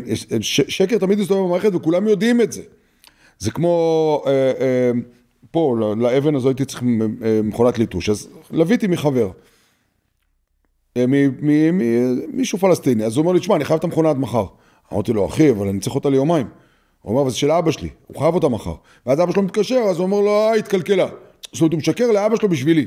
או שהוא אומר לי, אני משקר בשביל אבא שלו, בזמן שאבא שלו יודע שהוא משקר, ואז, אתה יודע, זה איבן סטיבן כזה. זאת אומרת, זה מאוד נזיל, וזה תלוי בך. מה שאני מאוד, אני זוכר את התשובה של זכריה זבדי שהוא אמר לי אמת ואח שלו, אמרתי לו, איך אני אדע? איך אתה יודע עכשיו אם להגיד אמת או אח שלו? אז הוא אומר, אני נותן את האמת ואח שלו לפי הרצון שלך לאמת. אוקיי? כשאני שואל אותו, תגיד, מה יהיה מחנה פליטים ג'נין? יש את זה בקטע וידאו, אני אשלח לך. אז הוא אומר, אתה רוצה אמת או אח שלו? אמרתי לו, אני רוצה אמת. הוא אומר לי, אז זה לא מחנה פליטים ג'נין, זה קיסריה, הוריי מקיסריה, זכות השיבה. זאת אומרת, הוא בדק מה אני רוצה לשמוע. אם הייתי אומר לו, אכפת לי אמת או אח שלו? הוא אומר לי, אז יש שלום בשגבולות 67. הוא מבין לפי רצון שלי לאמת, שהוא לא יכול לשקר בקטע הזה. ואז הוא אומר לי, אתה יודע מה? קיסריה, לא יהיה בינינו שלום אף פעם. הם אמרו את זה גם. רמות האמת בחברה הזו נקבעות לפי דרישתך את האמת. ואם אתה מסכים שקר ואני מסכים שקר, סבבה, הקלה לא זינתה. הכל בסדר. אבל שנינו יודעים, מה זה משנה? Keep going, אף אחד לא רע. לכן מלצרים ערבים כל כך טובים? לכן מה? מלצרים ערבים כל כך טובים? כי הם באמת קולטים אותך, זאת אומרת, הרגישות שלהם לאחר היא מאוד מאוד גדולה, וזה מה שאתה אומר, הם בעצם ייתנו לך בדיוק מה שאתה רוצה. אלו חברות שיש בהן המון אינטואיציה רגשית, לכבוד, למעמד, למי אתה, ואם אתה יודע לעבוד עם זה, אז אתה יכול אפילו גם, אני מאמין בדו-קיום, שלא תחשוב שלא מאמין בדו-קיום, אבל הדו-קיום הוא קודם כל המערבי צריך ללמוד את המזרח תיכון, לא הפוך, ומה שקורה היום שהמזרח תיכון לומד אותך, ואז הוא מגלה פרצה, הוא מגלה שאתה פרייר. אבל זה התרבות שלו ללמוד אותך, זה מה שאתה אומר, אתה אומר שהתרבות שלהם היא מאוד מאוד מופנית כלפי חוץ, במובן הזה של התפקיד שלו זה לקרוא אותך, ולגרום לך להיות מרוצה. אם זה על ידי שקר שידחה את הקונפליקט, כן, תמיד יש עימות, תמיד יהיה מתח. לנו אין אני ואתה. אתה תסיים את הפודקאסט, סע הביתה, נתראה לך מתישהו בעתיד, באחלה. תמיד יש עימות. אני זוכר שזבדי שאל אותי תמיד, בבית שגרנו, מה הכי קשה לי? אז אמרתי לו, הכי קשה לי, זה שכל הזמן מעשנים סיגרות ואני לא מעשן סיגרות, תחשוב. איזה מין מורוע זו, איזה מין גבר אתה לא מעשן סיגרות. והדבר השני, זה שאתה לא יכול להיות לבד אף פעם. כשהייתי יושב לבד באיזה פינה במרפסת, היו אומרים, קרא ליחזקאלי. למה? אסור להיות לבד, בוא תשב פה. תן לי שנייה, אחי, התבודדו, בואי נעלה פה. אז גם אתה גדלת בחמולה. ברור, אני גרתי בחמולה, לא גדלתי, אלא הייתי בתוך חמולה וראיתי את הדבר הזה, שאתה חייב כל הזמן להיות פה. אתה חייב להיות פה, זה האחווה פה. וזה קשה. זה קשה, למה? כי ברגע שאתה פה, אז כל הזמן, ואז הוא אומר לי, מה הבעיה שלך בסלון? מה הבעיה שלך לשבת איתנו? אמרתי לו, כל הזמן יש מתח. יש פה מתח, אתם נגד אחד עם השני כולם. הוא אומר לי, נכון, זה המתח. אתה לא רוצה לחיות את המתח, ולכן אין לך גבול. המתח שלי מול השכן, גם אם אני מתחתן איתו, גם אם יש לנו ביזנס, ואנחנו יום אחרי הורגים אחד את השני על קרב על החנייה, לא נסמן את החנייה כדי שיהיה שלום, אלא כי הקרב גורם לי לדעת מי אני ומי הוא. ואז עוד פעם שלום, ואז עוד הודנה, ואז עוד מלחמה. הודנה, מלחמה. ככה שבט, קובע את הטריטוריה שלו. וביום שאתה תהיה חלש, ניקח לך את כל יסודות השבט, כמו שקרה בסוריה, כמו שאולי יקרה בירדן, כמו שיקרה לאבו מאזן ברגע שהוא יהיה חלש, ככה זה. בוא נראה אם אני הבנתי. מרוב שאתה מוחצן, מרוב שאתה מסתכל על האחר, ואתה אומר בוא, סוג של נרצה אותו, עד שנרצח אותו, בעצם זה אתה מאבד את עצמך. זה משקף את זה. שאין לך משל עצמך. אתה לבד עכשיו בסלון, בלי כל האלה, בלי כל העימותים, מה אתה תעשה? אפשר להשתגע. נכון, נכון. והם כל הזמן, אולי בתוך הריק הזה שלהם, באמת אין, הרי לצערנו, כבר ב1000 שנים האחרונות, אין לאסלאם על מה להתגאות. והם בכזאת מצוקה רגשית שאין להם כאומה. לא, יש כאן גם עבר מפואר, שאיפה הוא? אתה יודע איזה פער הם חיים? האסלאם חי פער בין תור הזהב שלו לכיבושי האסלאם, בתחילת האסלאם, שהיום הם בתחתית סולם מדרגות של העולם. מה אתה חושב שהאסלאם רוצה ככלל? להחזיר את העטרה ליושנה. מזכיר לי משהו. ברור שמזכיר לך, מזכיר לך את התנועה של הרב עובדיה, להחזיר את הספרדים להיות שומרי תורה ומצוות, אבל מה זה 15 מיליון יהודים מול 1.5 מיליארד? אתה יודע, חוץ מזה, גם יהודים הם לא דת של התפשטות. האסלאם כן רוצה להשתלט על העולם. יהדות לא רוצה גרים אפילו.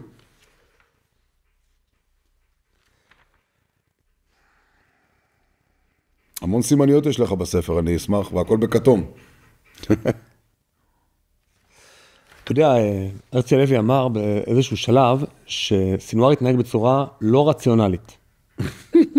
וזה היה מעניין משתי סיבות. וואו. סיבה ראשונה, כי בכלל הוא לא, נקרא לזה, שופט את סינואר, הוא לא מקשיב לסינואר.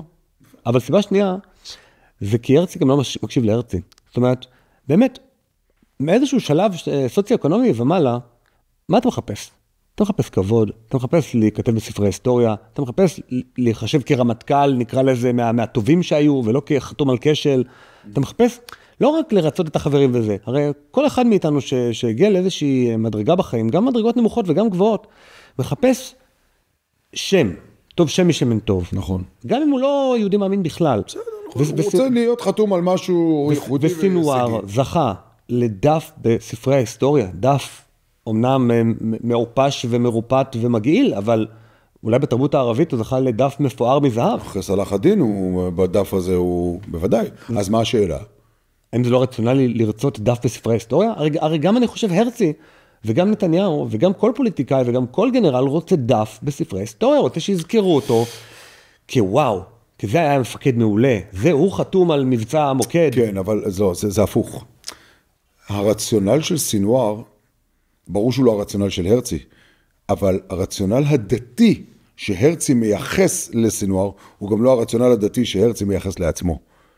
גם אם הרצי דתי, זה לא משנה, הוא גדל בית דתי, זה לא משנה. אתה לא יכול לדעת מה בסולם הערכים של האויב שלך, עד שלא תכיר את זה. ואצל סינואר, למעלה יש אסלאם, לפני הקרב, לפני הלצליח בקרב. יש לסינואר את הרצון לקעקע ולקבוע ניצחון בשם האסלאם על ישראל. אם תשאל אותי שכל המעשים היו אסלאמים, בכלל לא. לא האונס, שום דבר לא היה שם קשור לאסלאם. ידיעת הנוח'בות, וזה אני אומר לכם, ידיעה את הקוראן, היא לפעמים מביכה, כמה הם לא יודעים כלום, וכמה הם בכלל מתכנתים אותם. אבל הם מאמינים שזה האסלאם. כן, זה מה שאומרים, זה אחת הבעיות של האסלאם. אם עכשיו האסלאם זה להפיל את התאומים, אז זה האסלאם. זה מה שאומרו לי. אם האסלאם זה לא לדרוך על נמלה, זה גם יכול להיות האסלאם.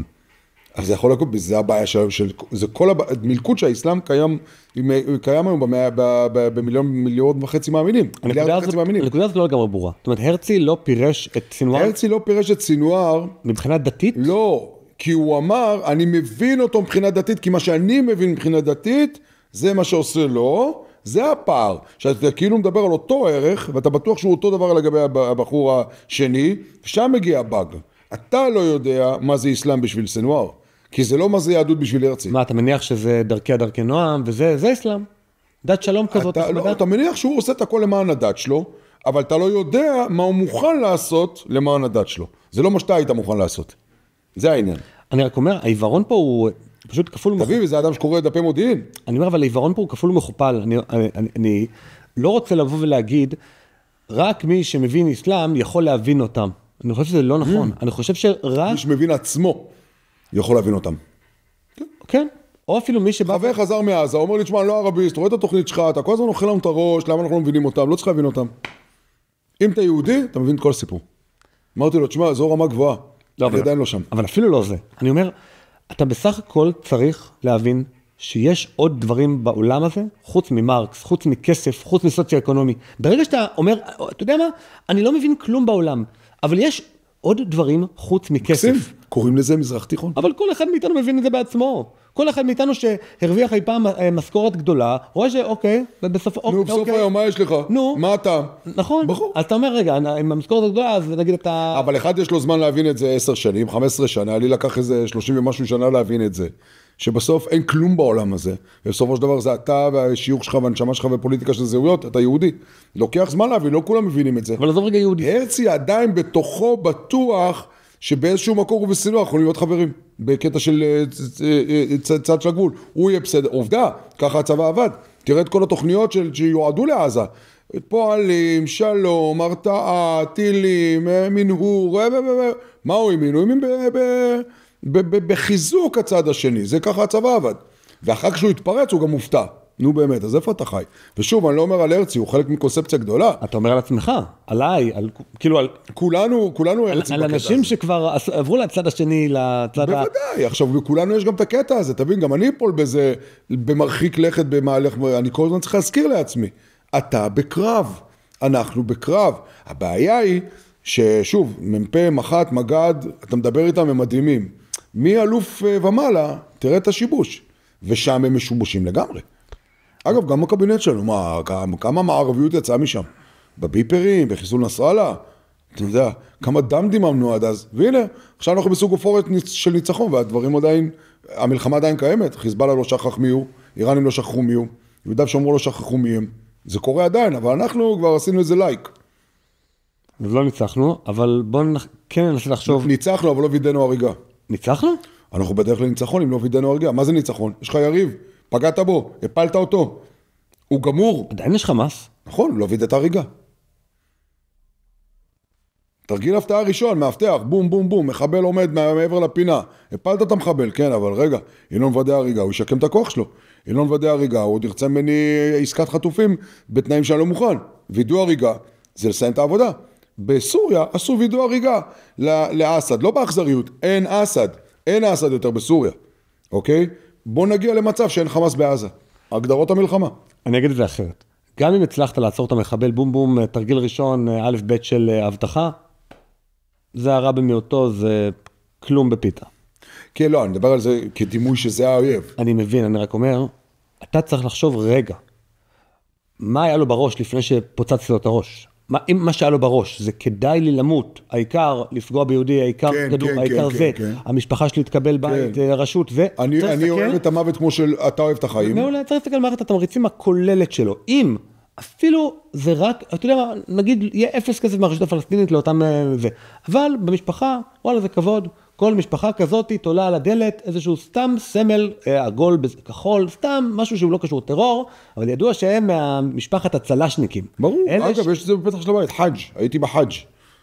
תיכנס לכל בית, אז עשיתי חאג'. הנה, אתה רואה בלי להכיר, כשאתה מבין תרבות של שופוני, אתה מבין שמשהו חייב להיות על הדלת. וואלה, תשמע, אתה יכול להיות... לא, אבל משהו חייב להיות על הדלת. ברור. כי הדלת זה כאילו פה החזה, כל המדליות, כל הזה... כל אחד שהיה בחאג' מוסיף לעצמו את השם חאג', חאג' תמיר, הוא היה במקה, הוא חזר מהחאג' כאחד שעלה לרגל, ובבית, בכניסה לבית שלו יש כזה של אל-אקצה או של מקה, וכתוב, כאן גר חאג' תמיר שהיה במקה בתאריך זה וזה, ועשה את המצווה הבסיסית מחמש מצוות האסלאם, פעם אחת בחיים. מדהים? אז אני אומר, גם אם קיים תמריץ כזה, רק של כבוד, משהו שאנחנו, דרך אגב, משהו שגם בתרבות המערבית אנחנו מסוגלים להבין, הרי כל... בוודאי, אבל זה רק מסתתר כאילו. זה מסתתר כאילו, כי כל תרבות המותגים, וכל מי שלבש אי פעם רלף לורן, או לקוסט, השופוני של המעמד. של הרכב החדש. ברור, ברור. אז למה העיוורון הזה כל כך מוזר, כל כך לא ברור? מוזר, כי יש איזה אלמנט התנסותי במערב. אני רוצה שנדבר על זה, על העניין של הכוח, שהם בעצם כל כך חלשים וזה, אבל עוד רגע, אני רק אומר, יש פה משהו שכולנו חיים אותו. טבע האדם הוא עדיין טבע שרודף ושמשמעותי לו כבוד, והיחס מהאחר, ואתה מסתכל עכשיו בעיניים. יש אנשים, אתה יודע, מסתכלים, ואז אתה אומר, רגע, למה אתה לא מכבד אותי? תסתכל לי בעיניים. וכולנו חיים גם כבוד, גם כסף, נכון, זה חשוב. אגב, כבוד זה דבר שאדם צריך אותו, אבל לא כבוד. כבוד. אתה רוצה לדבר על זה? כבוד זה קודם כל, שאתה אומר אני, למי אתה מתכוון? כשאני אומר אני מתכוון לצבי העיתונאי, אבא ל8 ילדים, תושב בת עין, ירושלמי, אזרח ישראלי, או אולי אני מתכוון לצבי הנשמה שבאה פה לעולם, לטייל פה 80, 90, 100 שנה ולעבור מפה. לפי היהדות זה האני הפנימי שלך. אני, שאתה אומר אני, זה על הפנימי שלך. לכן האני הפנימי שלי רוצה המון כבוד. מה זה כבוד? הוא רוצה את קרבת השם, הוא רוצה כבוד, הוא רוצה שיקרו אותי. כל השאר זה כבוד, נצרך, אבל ברמות גבוהות הוא פסול, הוא נפול.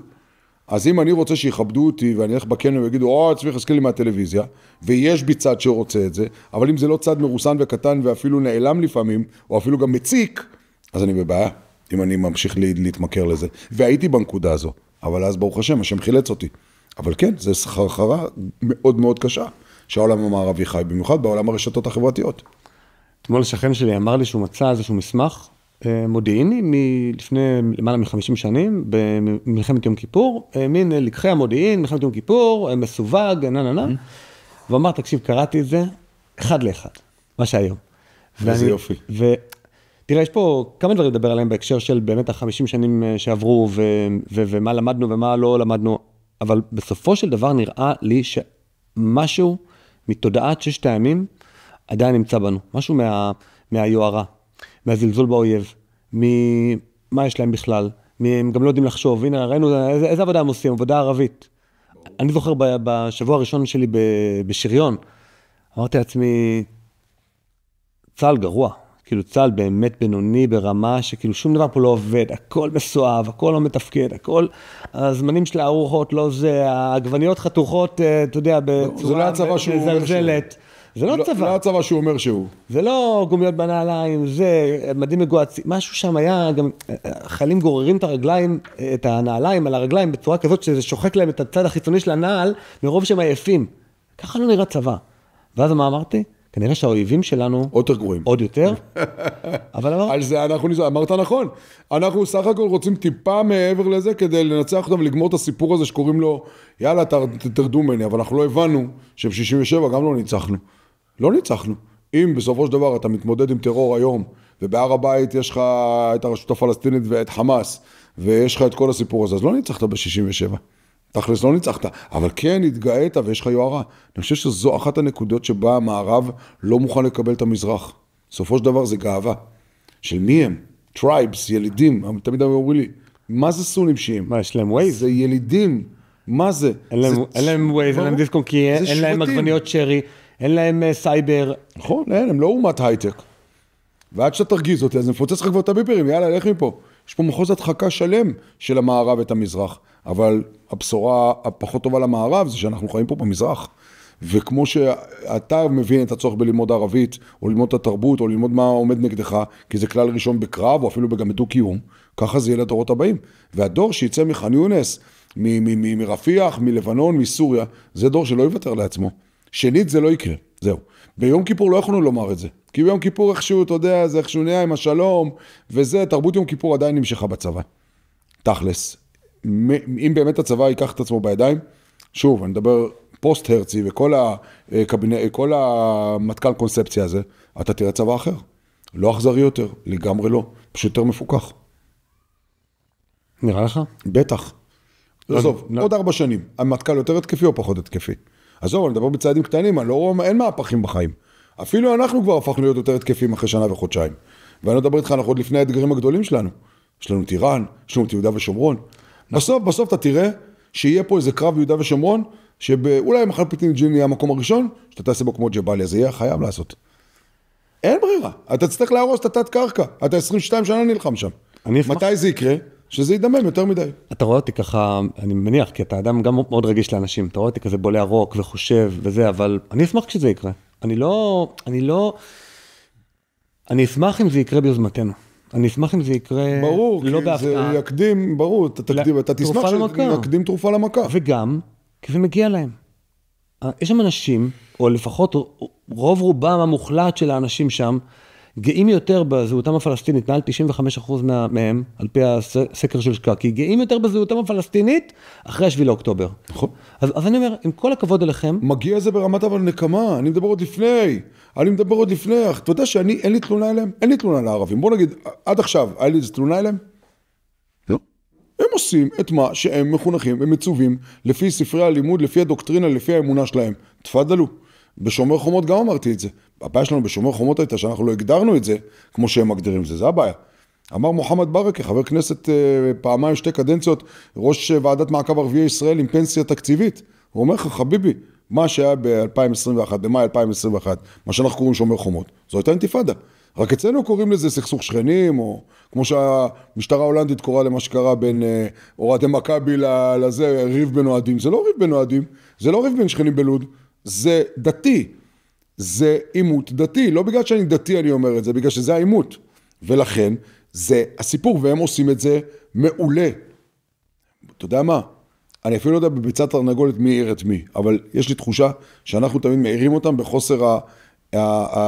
בחוסר העמידה שלנו על עקרונותינו, ויכולנו לעצב את זה אחרת. כאילו, אנחנו בעצם, זאת אמירה מאוד, מאוד חזקה וכואבת, אבל בעצם יש 2 סוגים של מוסר. המוסר ביני לבינך, זה מוסר של שלום, של אחים, של נכון. חלק מאותו עם, של חברים, של עמיתים למקצוע. נכון, של דבק יהודי. ויש מוסר מחוץ לשבט, נכון, אנחנו לא שבט, אנחנו עם, זה, אבל יש מוסר מחוץ לזה, ושמה זה לא אותו מוסר, זה לא אותו עבודה מלמידות. כשאתה מדבר, אני רוצה שתרגיש טוב. זה גם תורה מה שאתה אמרת עכשיו, יש לא תיקום ולא תיטור, ויש נקום נקמת המדיינים. אין ברירה. אתה מבין? אתה יודע שעוד מה שאתה אומר עכשיו, זה יהיה הדגם של מדינת ישראל בעשור הבא. אנחנו נהיה אולטרה דמוקרטים, יהודים, מפוקחים, שמאחים את השברים בתוכם, ובחוץ, לדעתי, אולטרה אכזריים. אתה תראה את זה. עכשיו, זה לא יהיה... היום רואים סתירה. אתה מבין? רואים סתירה בזה שאם נוח'בות לא מקבלים נייר טואלט ומנגו, זה סתירה לערכים היהודים. לא. אני יכול להיות יהודי, רחמן, אבל גם אכזרי שצריך, והרבה פחות אכזרי לטווח ארוך. כמו שהתאכזרנו אליהם ב-50 שנה. זו פרשת השבוע הבא, אחרי הבא. משה הורג את האיש המצרי, נכון. ומדבר עם היהודי, אומר לו, למה, רשע, למה אתה קרח? נכון. זה כאילו, מה? בוא, נסדר את זה. אגב, באסלאם אין הבחנה כזו. אם עכשיו שבט מכריז על השני שבט, מלחמה כמו מלחמה. תראה את החמאס והפתח. זה לא יקרה אף פעם שלום ביניהם, כי יש להם בנקמת דם, וזה לא יעזור. ונקמת דם בכלל הקדימה, האסלאם בא לתקן את נקמת הדם, וזה לא הצליח לו. הם עדיין חיים לפי חוקי השבט. כאילו לנו לפחות, ביהדות יש לאן לחזור, לאיזה מין מוסר מסוים, נכון. שהוא בין אישי, ומוסר נקמה של כן, מצווה לנקום שהוא מחוץ לקולקטיב. ומצווה עליך לא ליהנות מזה. ומצווה עליך לא לעוף על זה. למה לא?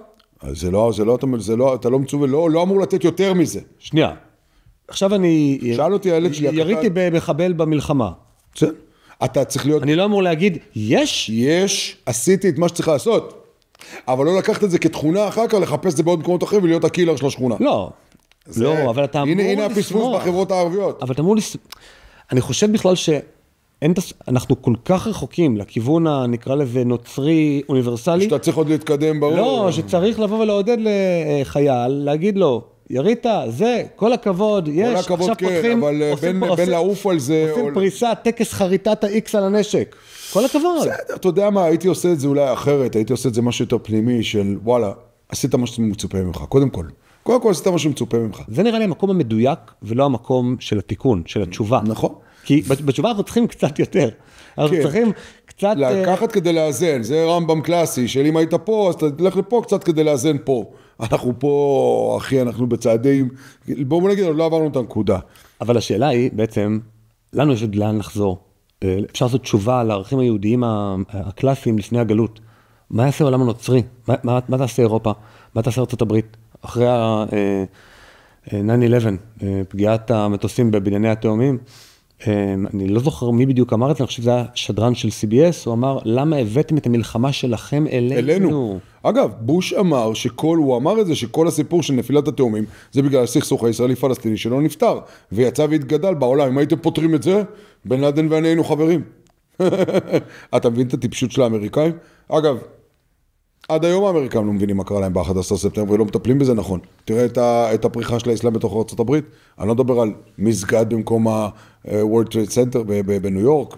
הלו, חבר'ה, אתם יודעים מה קרה פה? מי נלחם בכם? לא. כי זה כל האניגמטיות של האסלאם הנלחם. הג'יהאד הוא לאו דווקא ג'יהאד של חרבות ודגלים שחורים. הג'יהאד הוא גם בתוך ארצות הברית.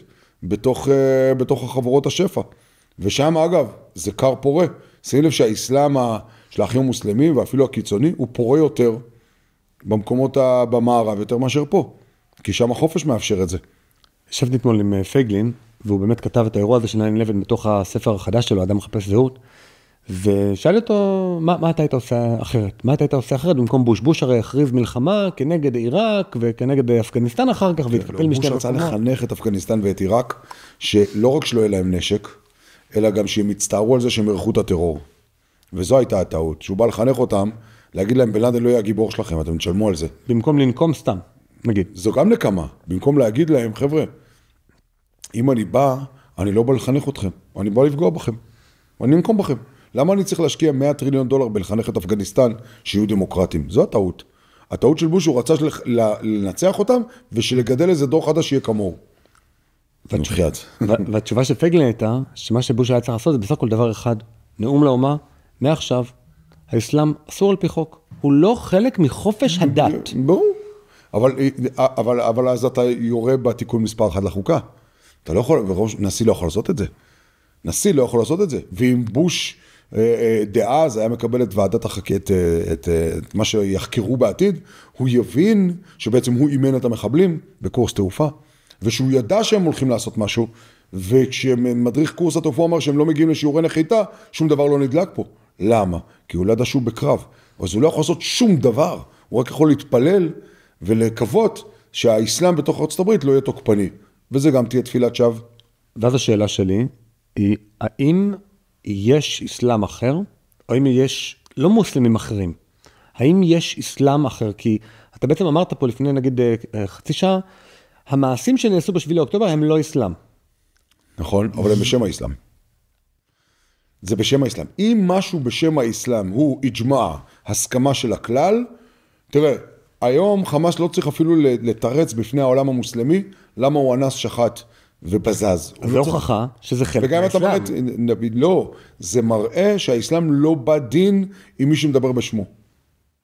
זה כמו משהו שאומר לך, דבר בשמי, ואם תסתה משמי זה לא משנה, העיקר זה גם ניצחון של האסלאם. אתה מבין, למרות מה שסינואר ואנשיו עשו בקיבוצים, ובמושבים וביישובים שלנו, עדיין זה נחשב ניצחון של האסלאם. לא, בסדר. כמו עניין אסירים, החטופים. לפי האסלאם, אתה אמור לטפל בחטופים בצורה אחרת לגמרי. לגמרי. מי בכלל מקפיד על זה? למה הוא לא מקפיד על זה? כי לא אומרים לו כלום. אם היה בא הסמכות הכי גדולה הדתית באסלאם, לא יודע מה, יוסוף אל-קרדאווי, שהוא השייך של סינואר, והיה אומר לו, אתה צריך לתת להם מים, אוכל, ולתת לצלב האדום לראות אותם. זה היה קורה, אבל הם לא רוצים את זה. למה? כי זה לא משרת אותם. זה הבעיה של האסלאם. חזרה לשאלה העקרונית. אתה בעצם פה בא ואומר, סוג של תשובה של, אין באמת אסלאם, אלא יש פה איזו מין סוציולוגיה כזאת, שמגיבה, שהיא במתח, אחד עם השני. יש אסלאם בערכים גדולים, כמו לדוגמה, אסלאם צריך שתת על העולם. זה כולם יודעים, זה כולם דוחפים. אין, ברמת החברה, יש אסלאם של כן כיסוי ראש, לא כיסוי ראש, זה לגמרי שונה מההלכה שאתה.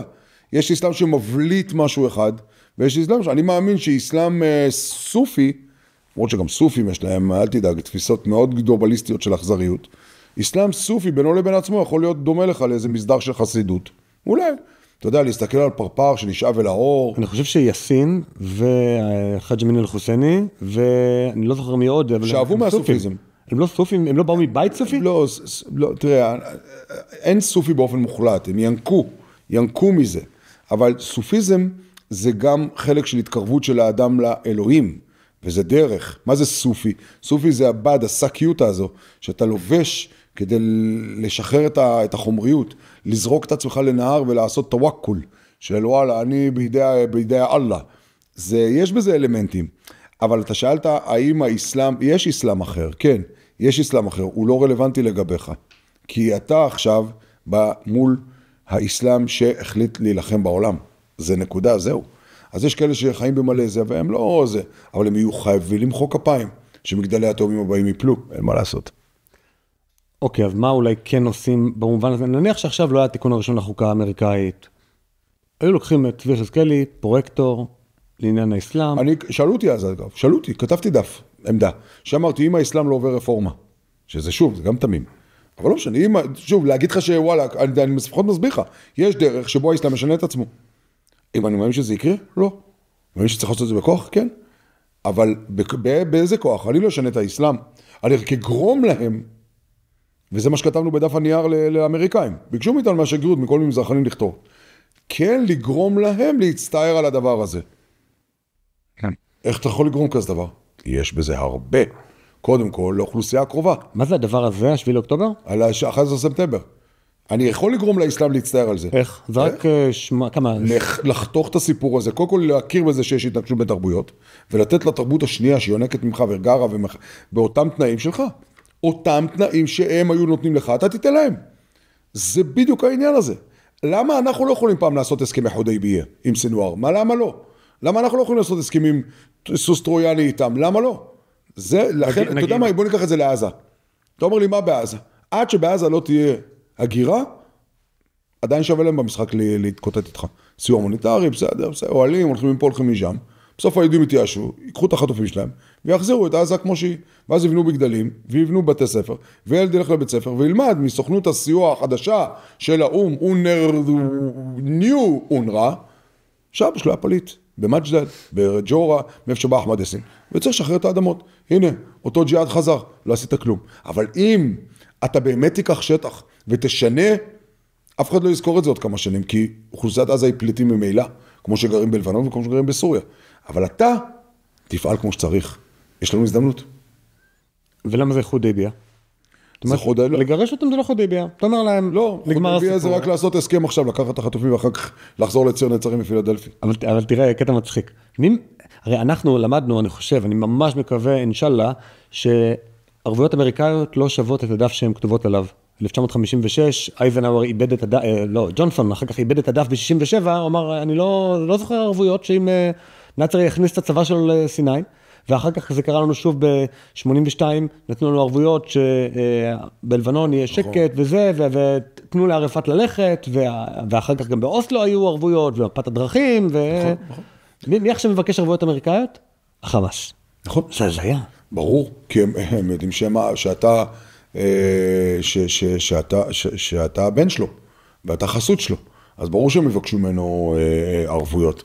אבל אתה תעשה חודייביה. פעם אחת תשתמש במה שהאויב שלך משתמש. מה יקרה? מה יקרה? תעשה עסקה ותהיה נבזי. מה יקרה? מה יגידו בעולם? לא יגידו כלום, אתה תשמח פה שהחטופים חזרו. יכול לעשות את זה בהרבה פעמים. מה לעשות, עם סיוע מוניטרי, עם לשתות, עם להגיד כן. עזוב, אנחנו עוד לא שם. אתה יודע, בתזוזה הזו על הסקאלה שאתה תיארת, אז אנחנו מדברים על שלב ה', אנחנו עוד לא בשלב ב'. לגמרי. הם ממש מקצוענים בדבר הזה, ובעיקר, אתה כותב את זה גם בספר, אבל את הצד הישראלי, אני חושב שאולי אתה לא הכי מכיר, כי לא היית מורה להיסטוריה. נכון. הם הכניסו כבר, אתה כותב בספר, שהם הכניסו כבר למערכת הלימוד שלהם את השביעי לאוקטובר, כבר הם מלמדים את הדבר הזה, זאת אומרת, זה כבר, זה היסטוריה חיה, הם לא מסתמכים רק על התקשורת, רק על מה אבא סיפר לי שהוא שמע, לא, הם ממש כבר, זה חלק מתוכנית הלימודים, טק טק, שינו אותה. וזה סיפור ניצחון. זה כמו שאני אגיד לך, עכשיו תגיד, איך הייתה הרכיבה אתמול עם האופנוע פה בגבעות בתיים? אמרת, שמה, זה היה 7 לאוקטובר, זה היה פיצוץ. יש מסעדות שנקראות 7 לאוקטובר. יש ערך שנקרא 7 לאוקטובר. יש שפה בסלנג על הדבר הזה. אתה מבין מה זה? אתה אומר, רגע חבר'ה, על מה אתם מדברים? תראו מה קורה בעזה, מה זה משנה עכשיו? זה לא ייקח לי את הניצחון של 7 לאוקטובר, שמה שאני עשיתי לך, ליום אחד הרגשתי מה זה זכות השיבה. אתה יודע מה זה מבחינתם להרגיש לאלה העזתים, הבוזזים, או מה שקוראים להם הבלתי מעורבים? אני חקרתי ערבי פלסטיני מעזה, שנכנס לקיבוצים, לקח פח באופניים תקולות וחזר לעזה. לא נגע, לא אנס, לא זו, כי הוא לא יכול פשוט. אמרתי לו, תגיד, זה זכות השיבה שלך, פח? הוא אומר, אתה לא יכול להבין את זה. בשבילי לקחת פח מהקיבוצים, זה מימוש זכות השכבה. לך תבין. הנה, זה היה לנו כבר לפני 50 שנים. סאדאת, הקים מוזיאון למלחמת אוקטובר, אבל רק לשבוע הראשון. רק לעובור. הייתי במוזיאון, אתה יושב והכיסא מסתובב, או האולם מסתובב. למה? כי זה היה העניין. העובור. נסגור. אגב, מבחינתו, אתה גם אחר כך הלכת לשלום, הוא גם בשרשרת הלוגית שלו ניצח. מה הוא אמר? סאדאת אמר, נתתי ליהודים מה הכי חשוב להם, ולקחתי מה הכי חשוב לי, נתתי להם שלום, לקחתי אדמה. גם השפלתי אותם בשבעה ימים הראשונים של מלחמת יום כיפור. אחר כך אני קופץ קפיצה קדימה של 7 שנים, 77, 78. עד שהתחילו הסכמי ההפרדה, הפרדת הכוחות, קיסינג'ר, קיבלתי. תזכור מה אני אומר לך, זה גם ייכתב, 7 לאוקטובר ייכתב כניצחון. ולא בכדי, אתה ציינת את הנתון הזה שכולם תומכים בדבר הזה מבחינת הזהות שלהם. כי זה הדבק. ודאי. מה הפלסטינים פחות גאה מאז 7 לו? ודאי. תחשוב, שמעתי תוכנית רדיו בירדן, בזמן פקק שישבתי באוטו. זאת אומרת, העלו אותו פלסטיני אחד מירדן. אז אומרים לו, מה אתה מרגיש עם מה שקורה פלסטין? מה אתה חושב? הוא אומר, מה אני חושב? פשוט מאוד. אחרי 75 שנה, האמת יצא לאור. זהו, אנחנו הם, הנה, התחילה מלחמה. סוף, מבחינתו בתור פליט, מתחיל לזוז משהו. ולא איזה כל מיני רדמויות כאלה של אוסלו ותצא פה וקצת פיגוע שם. פיגועים לא ירתיעו את היהודים, פיגועים של דקירה פה, דקירה שם, ההפך. הם יעשו עוד עוקב, הם יעשו עוד איזה יישוב המתנחלים האלה. מה ירתיע אותם? בום. אז מה היהודי אומר? תראה, סינואר, אם היה רואה עכשיו קם מקברו, רואה שנסראללה נפל והכל נפל, זה לא משנה לסינואר. זה שלב בדרך ארוכה, סבר, אומר אחמד יאסין. סבלנות, אנחנו בסדר, ג'ודו, נפלנו, נקום, מה קרה? אבל יש קרב, אנחנו מתקדמים. או שאפשר פשוט במקום לדבר בשם המתים, הנה אם סינואר היה רואה ועם הזה, כל מיני אמירות כאלה חלולות, יש לך מישהו לידך בטרמפיאדה, דבר איתו. אבל דבר איתו בלי לתת לו את התחושה מה אתה רוצה לשמוע. מה דעתך על 7 לאוקטובר? מה דעתך על המלחמה עכשיו? אוקיי, נורא, הוא ינסה מאוד לראות מה אתה רוצה. ואם הוא יבין באמת שאתה פתוח, הוא יגיד לך את האמת. ואתה תגיד לו, לא, אבל כאילו עכשיו אתה מסתכל על זה, איך אתה רואה את המצב בעזה? איך אתה רואה את המצב טווח ארוך? יהיה מוזיאון או לא יהיה מוזיאון? יהיה אנדרטה... יש מוזיאון כבר. יש בתוכנית לימוד. יש לך מסעדות שקוראים להם 7 לאוקטובר בירדן. אתה תיכנס לאכול שווארמה ב7 לאוקטובר. אתה אמור להיות שמח. אני אוכל שווארמה ב7 לאוקטובר. חביבי, זה שם מנצח. נכון? כמו שהיה לנו ינה ניצחון, נכון? של קרמל מזרחי כזה. כן, קונדיטון, ינה ניצחון. ברור. עכשיו, אני אקח רגע איזושהי... מה, לא היה שוקולדים עם צנחנים אחרי 67? לי היה ארנק הרבה זמן, מ-67, שרואים את רמת הגולן וסיני וזה, המפה של ממש כל השטח הזה, על גבי הארנק. עד שזה נשחק, זה נשחק מהר מאוד, כי זה איכות עבודה. חשבתי עד שאמרו לך לא הלכת איתו. לא, זה היה שהייתי בצבא, ניסיתי לשמור עליו, לא הלך. אבל כשאני מסתכל על תוכנית לימודים בהיסטוריה, שאני לימדתי עד שנה שעברה, שהייתי מורה להיסטוריה, היא תוכנית בעיניי מזעזעת, ולא בגלל שפשוט לא לחצו אפדייט. לא לחצו. היא מתחילה בהרצל, זה גם אני זוכר בבתי ספר שלי. אז אני אספר לך את התוכנית הרצל, הקונגרס, העליות. קונגרס, עליות, עלייה ראשונה, שנייה, מושבות, קיבוצים, צורות התיישבות בארץ ישראל, מלחמת העולם הראשונה, מה קרה עם העות'מאנים, איך הם פגעו פה ביישוב. המרד הערבי. לא. לא, המרד הערבי בעות'מאנים, שהבריטים ארגנו. ירד. לא. כבר? ירד. למה? לא יודע, ירד. לא שואלים על זה כבר. אבל איך חיסלת את המזרח התיכון אם לא הבריטים הלכו עם הערבים לא, אין פה בכלל אספירציה להבין את המזרח התיכון. לא, זה היסטוריה, זה פרט בהיסטוריה, מה הבעיה איתו? אבל זה אנקדוטות, מספרים לך אנקדוטות. ואז, אחרי מלחמת העולם הראשונה, היה בלפור, אחרי בלפור, לא לומדים שום דבר כתב המנדט, שום דבר על השנים הראשונות, שום דבר על פרעות, תרפ"ט, כלום. זה שהשוטרים הבריטים ראו את היישוב היהודי נטבח לנגד עיניהם. כלום. לא ברנר שנרצח ביפו, ולא אף אחד אחר. כלום. ואז קופצים בקפיצה מאוד מאוד מאוד מהירה, למרי, תנועת המרי העברי. פיצוץ מלון המלך דוד, פירוק תנועת המרי העברי. ומשם אנחנו מגיעים לסיבות, לתמיכה של שתי המעצמות בכ"ט בנובמבר, הקמת המדינה, קצת מלחמת העצמאות, למרות שאפשר לוותר על זה גם מבחינת המיקוד, אפשר ללמוד, אפשר. אבל זה המצב המכונן של המדינה שלנו. אני מדבר איתך עובדות, אני לא מדבר איתך על מה... נכבה לא אומרים, או שעכשיו אומרים נכבה אולי? מדברים, יש התהוותה של בעיית הפליטים, אוקיי. אנחנו מהאום, לא התהוותם של, לא יודע. ומשם קופצים או מלחמת ששת הימים, או מלחמת יום כיפור, לא צריך את שתיהן. וזהו. וההיסטוריה הישראלית היום נגמרת בתיכון, כיתה י' כיתה י', נגמרת בהסכם השלום, קמפ דיוויד, מצרים, וגר זאב עם כבש, וזהו. ההיסטוריה של שלום. עזוב את זה, שאין מלחמת לבנון. מה זה גר זאב עם כבש? מה עם שאר הזאבים? אבל לא לומדים על מלחמת לבנון הראשונה. לא לומדים על הניסיונות בכלל של אוסלו, של בוא ננסה לעשות שלום. בלי לבנון, בלי אוסלו, תשמע, אני קודם כל בהלם. היא לא מעודכנת למעל 50 שנה אחורה. ואתה אומר לך, רגע, אם תלמיד לא יודע שנעשה ניסיון כן ואמיתי לשלום, לחימוש האויב, לערבויות בינלאומיות, לכל הדברים האלה. נלחמת בו בלבנון, כל מה שקרה בלבנון. אז באים אנשים ואומרים לי, למה שלא ניתן צ'אנס? ואז אתה אומר להם, אבל כבר נתנו צ'אנס, נתנו. לא כתוב אצלי. אבל לא למדו את זה. והתוכנית לימודים פשוט לא מעודכנת. אחרי 73. וואו, קודם כל אני בהלם מזה. וזה כואב ואני עם צמרמורת. זה אפילו יותר בהלם מזה שאנחנו כותבים במערכת החינוך של מזרח ירושלים, ספרים שתומכים בטרור, אתה יודע. לכן נזכרתי, כי זה כתוב. אוקיי. ברור, זה ככה זה. הרי במזרח ירושלים יש כמה שיטות לימוד שם, יש שם את המנהג'.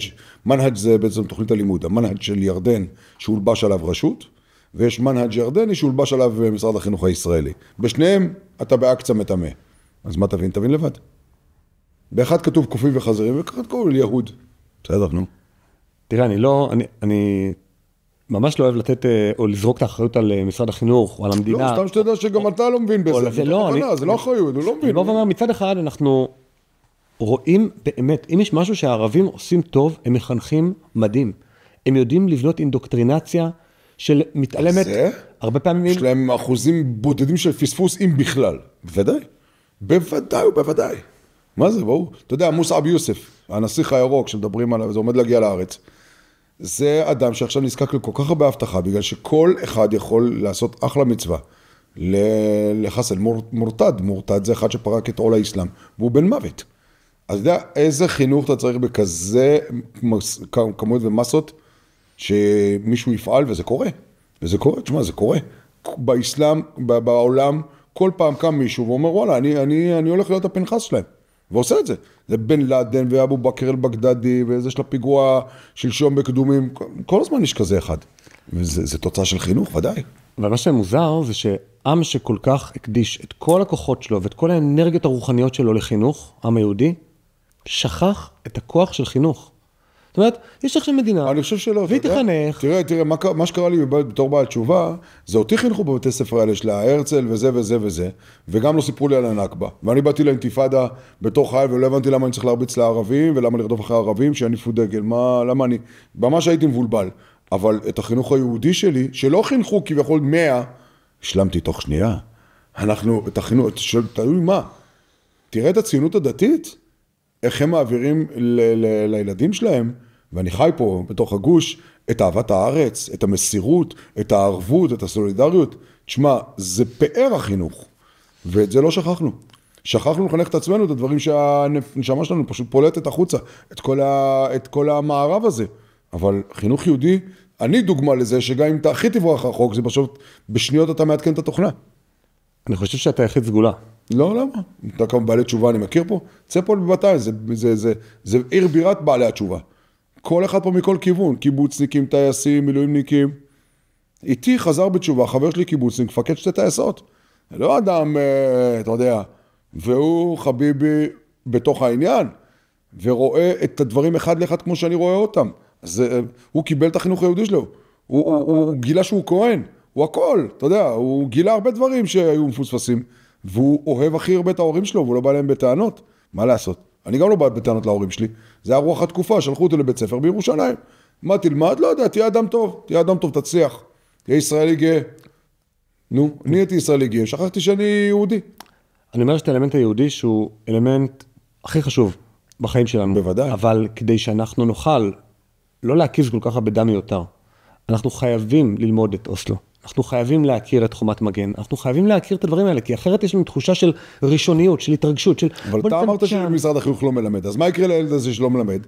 שלא למד, הוא ילך לצבא, הוא יתנדב, והוא יגיע לעזה, והוא יראה את כמות השנאה, ואז הוא יעצור ויגיד, רגע, למה שונאים אותי? כמה מגיעים לעזה? כמה קרביים מתוך שכבה שחייבת גיוס? תשמע, אני לא יודע כמה יתגייסו, אבל מי שיתגייס בהכרח יגיע ללחימה. או יגיע לתפקיד תומך לחימה, שהוא יבין מי האויב. הוא יבין, גם אם הצבא יגיד לו שאין אויב, וזה רק רגעי, והם בקריזה וכאלה, הוא יבין. ואחרי שהוא יבין, הוא ישאל למה, ואחרי שהוא יגיד לו, אתה יהודי, אז הוא ישאל מה זה להיות יהודי, להדליק נרות בשבת, לא, להיות יהודי זה להיות מי שאתה איבדת. ואז הוא, אוקיי, הוא ילך להודו, ימעך את המוח שלו, או משהו אחר, או מהר הוא יתאפס ויגיד, אני רוצה לדעת מה זה להיות יהודי. כל הדרכים מובילות לרומא. אתה מספר פה על...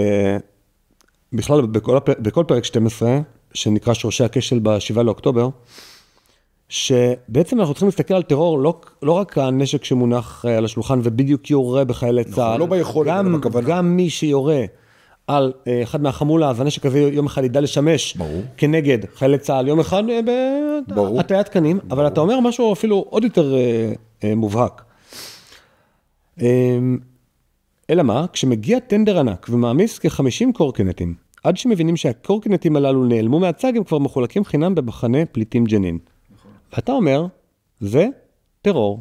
זה לא גניבה פלילית, זה לא זה.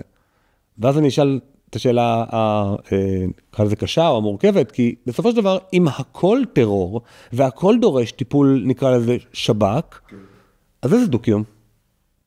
לא, כל דבר הכי קטן, אתה מגדיר אותו? הנה, דו-קיום. אם אני אראה את כל הפעולות העוינות כטרור, וגנבת קורקינט זה טרור, והטרדת אישה זה טרור, ולזרוק לך בחדר מדרגות משהו זה טרור, וללכלך וכו' וכו' זה טרור, אז אני יכול להגיד לשכן שלי, אני רואה את זה בתור טרור, ואם אתה רוצה לחיות לפי הכללים שלי, כי אני בעל הבית, אני מרשה לך, אבל כל חריגה תחשב כטרור. זו הסיבה שאין לי בעיה אפילו עם התנועה האסלאמית של מנסור עבאס. אם אתה רוצה גן ילדים, אין לי בעיה. אם אתה רוצה תשתיות, אין לי בעיה. יש לי בעיה עם חינוך, ומה אתה מחנך את הילדים שלך? שם אתה יודע שאני אתפוס אותך, כי אתה יודע שאני לא הולך עד לשם.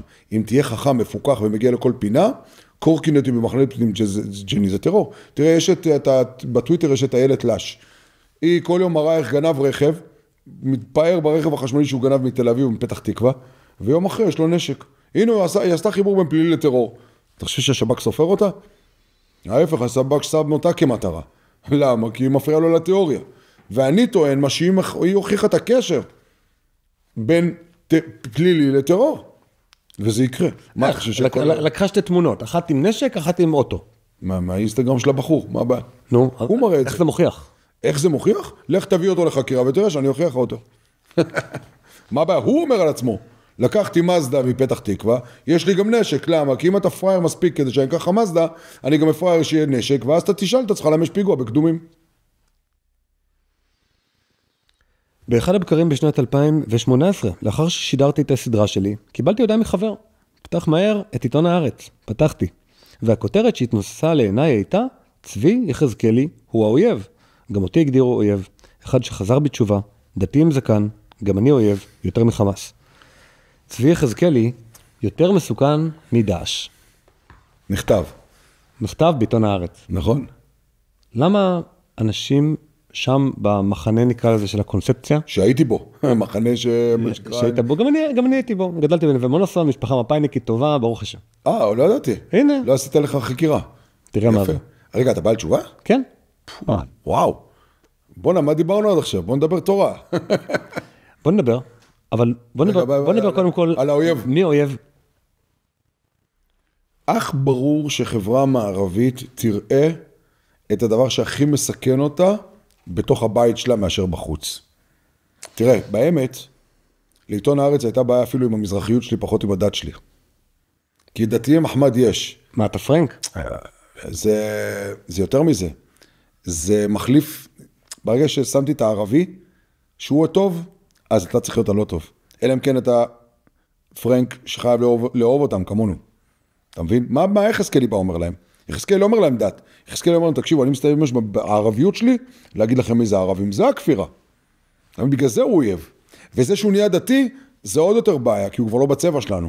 אבל עצם זה, גם אם הייתי חילוני, והייתי אומר את מה שאומר, כמו, לא משנה, גיא בכור, או דוקטור גיא בכור, או מישהו כאילו חילוני, שאומר עוד יותר, גם הם הגדירו אותו כאויב.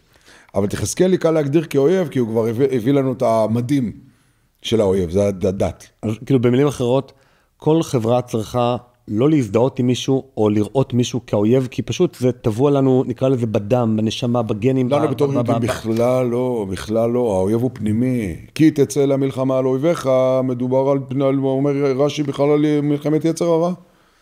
יש לך אויבים שמכריזים עליך מלחמה בשביל אוקטובר? אוקיי, אז אתה יודע מה? שמה עליך לצאת להילחם? סתם חברה, סתם בני אדם, לא עם ישראל. כן. סתם חברה, סתם בני אדם, חייבים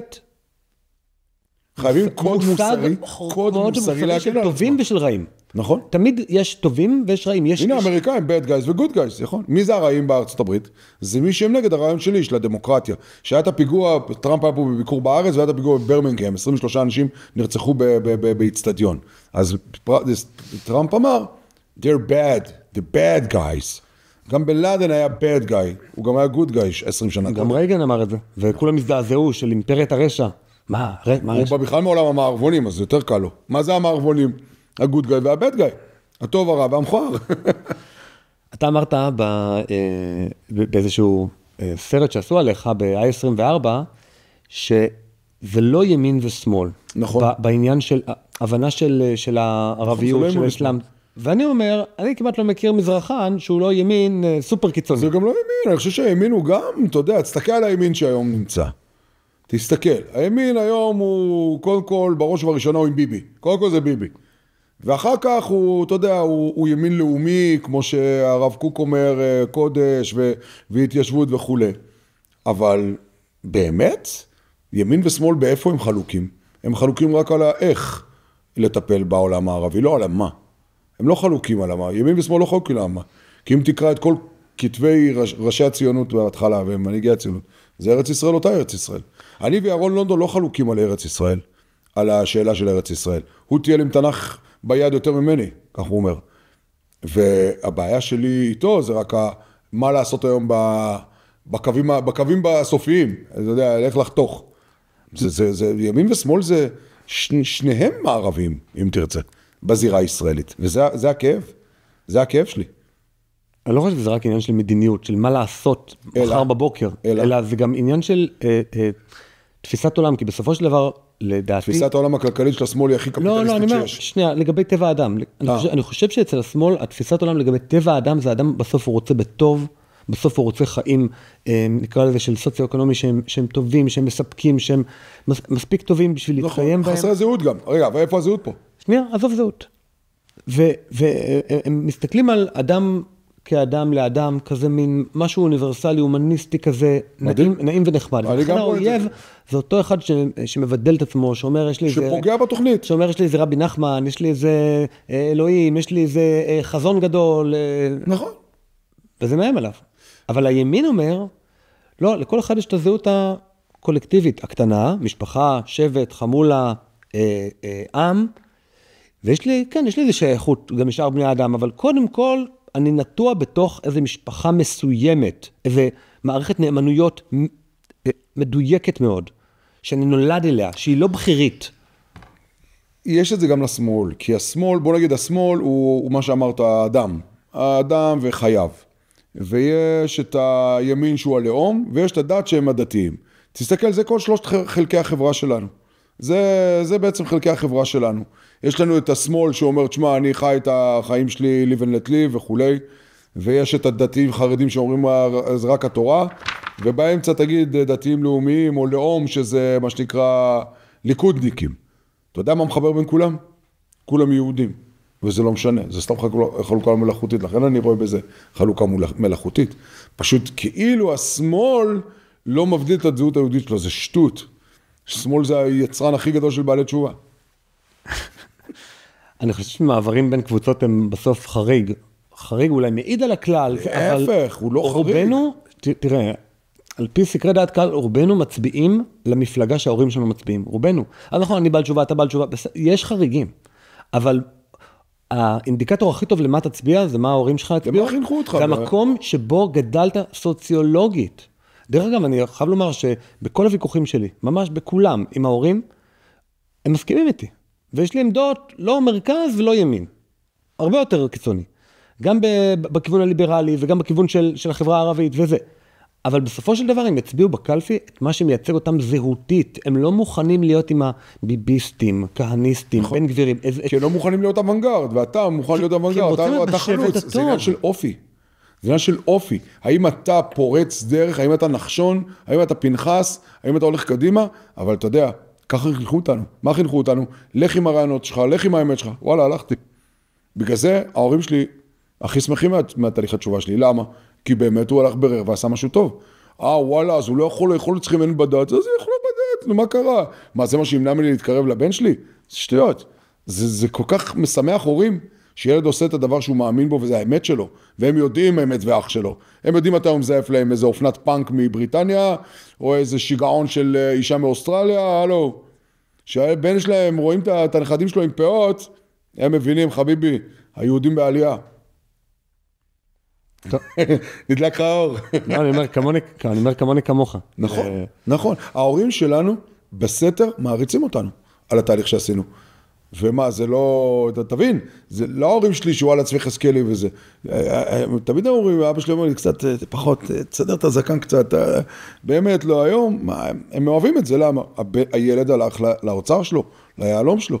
אבא שלי שאלתי, מה זה הצלחה לגבי ילדיך? מה ילדיך? מה זה הצלחה לגבי ילדיך? אמרתי, הילדים שלי יצליחו, דעתי הצלחה זה שהילדים שלי יהיו שמחים, יהיו בארץ ישראל, יקיימו תורה ומצוות ויהיו אנשים טובים. הוא אומר לי, אז אני הצלחתי. ושיביאו לך הרבה נכדים. בעזרת השם. אם הם ראו את אבא בגיל 40 כמעט, מתחיל לגדל משפחה של 8, אוקיי? אז חביבי, אין גבול למה שיהודי יכול להגיע. הנה, קראנו את זה בפרשה, את יוסף הריצו מהבור, בשנייה היה מהפך. אותי ואותך הריצו מהבור, מאוד מהר. כן, האמת היא עזוב שזה לא זז, זה לא זז, אבל פתאום הייתה את התפנית, אתה לא ראית את... אני רוצה שנדבר על התשובה שלך ושלי ונראה איך הדברים אולי מתחברים. יש לנו קטע שאנחנו עושים למנויים בלבד, נקרא למשמעות פלוס, אז אני מזמין את כל הצופים שלנו, מי שרוצה להקשיב לקטע הזה, שיצטרף לתוכנית המנויים, וגם אני אגיד תודה למי שמחזיק אותנו באוויר, בסוף כלי תקשורת עצמאי, אין לנו את הקרן החדשה או גוף תקשורת אחר, ואנחנו מתמחים רק על ידיכם. היי, אם האזנתם עד לפה, ממש אשמח שתקדישו עוד דקה אחת מזמנכם. תיכנסו לקישור, כאן למטה, ותתמכו בנו באמצעות מנוי לעל המשמעות פלוס ב-60 שקלים לחודש. המנוי יעניק לכם גישה מלאה ליותר מ-200 פרקים בלעדיים של הפודקאסט, שתוכלו להאזין להם באפליקציית הפודקאסטים האהובה עליכם. בנוסף, המנוי יאפשר לכם להצטרף למפגש הזום השבועי של קהילת על המשמעות. כל פעם נפגשים ולומדים יחד נושא אחר, ויש גם זמן לשאלות ולדיון בלעדי למנויים. כמו כן, כל מי שמנוי לעל המשמעות פלוס נהיה שותף בהחזקת הפודקאסט ככלי תקשורת עצמאי ובלתי תלוי, שיקדם את הרעיונות שאנחנו מאמינים בהם. אז יאללה, הקליקו כאן והצטרפו אלינו לעל המשמעות פלוס, נחכה לכם.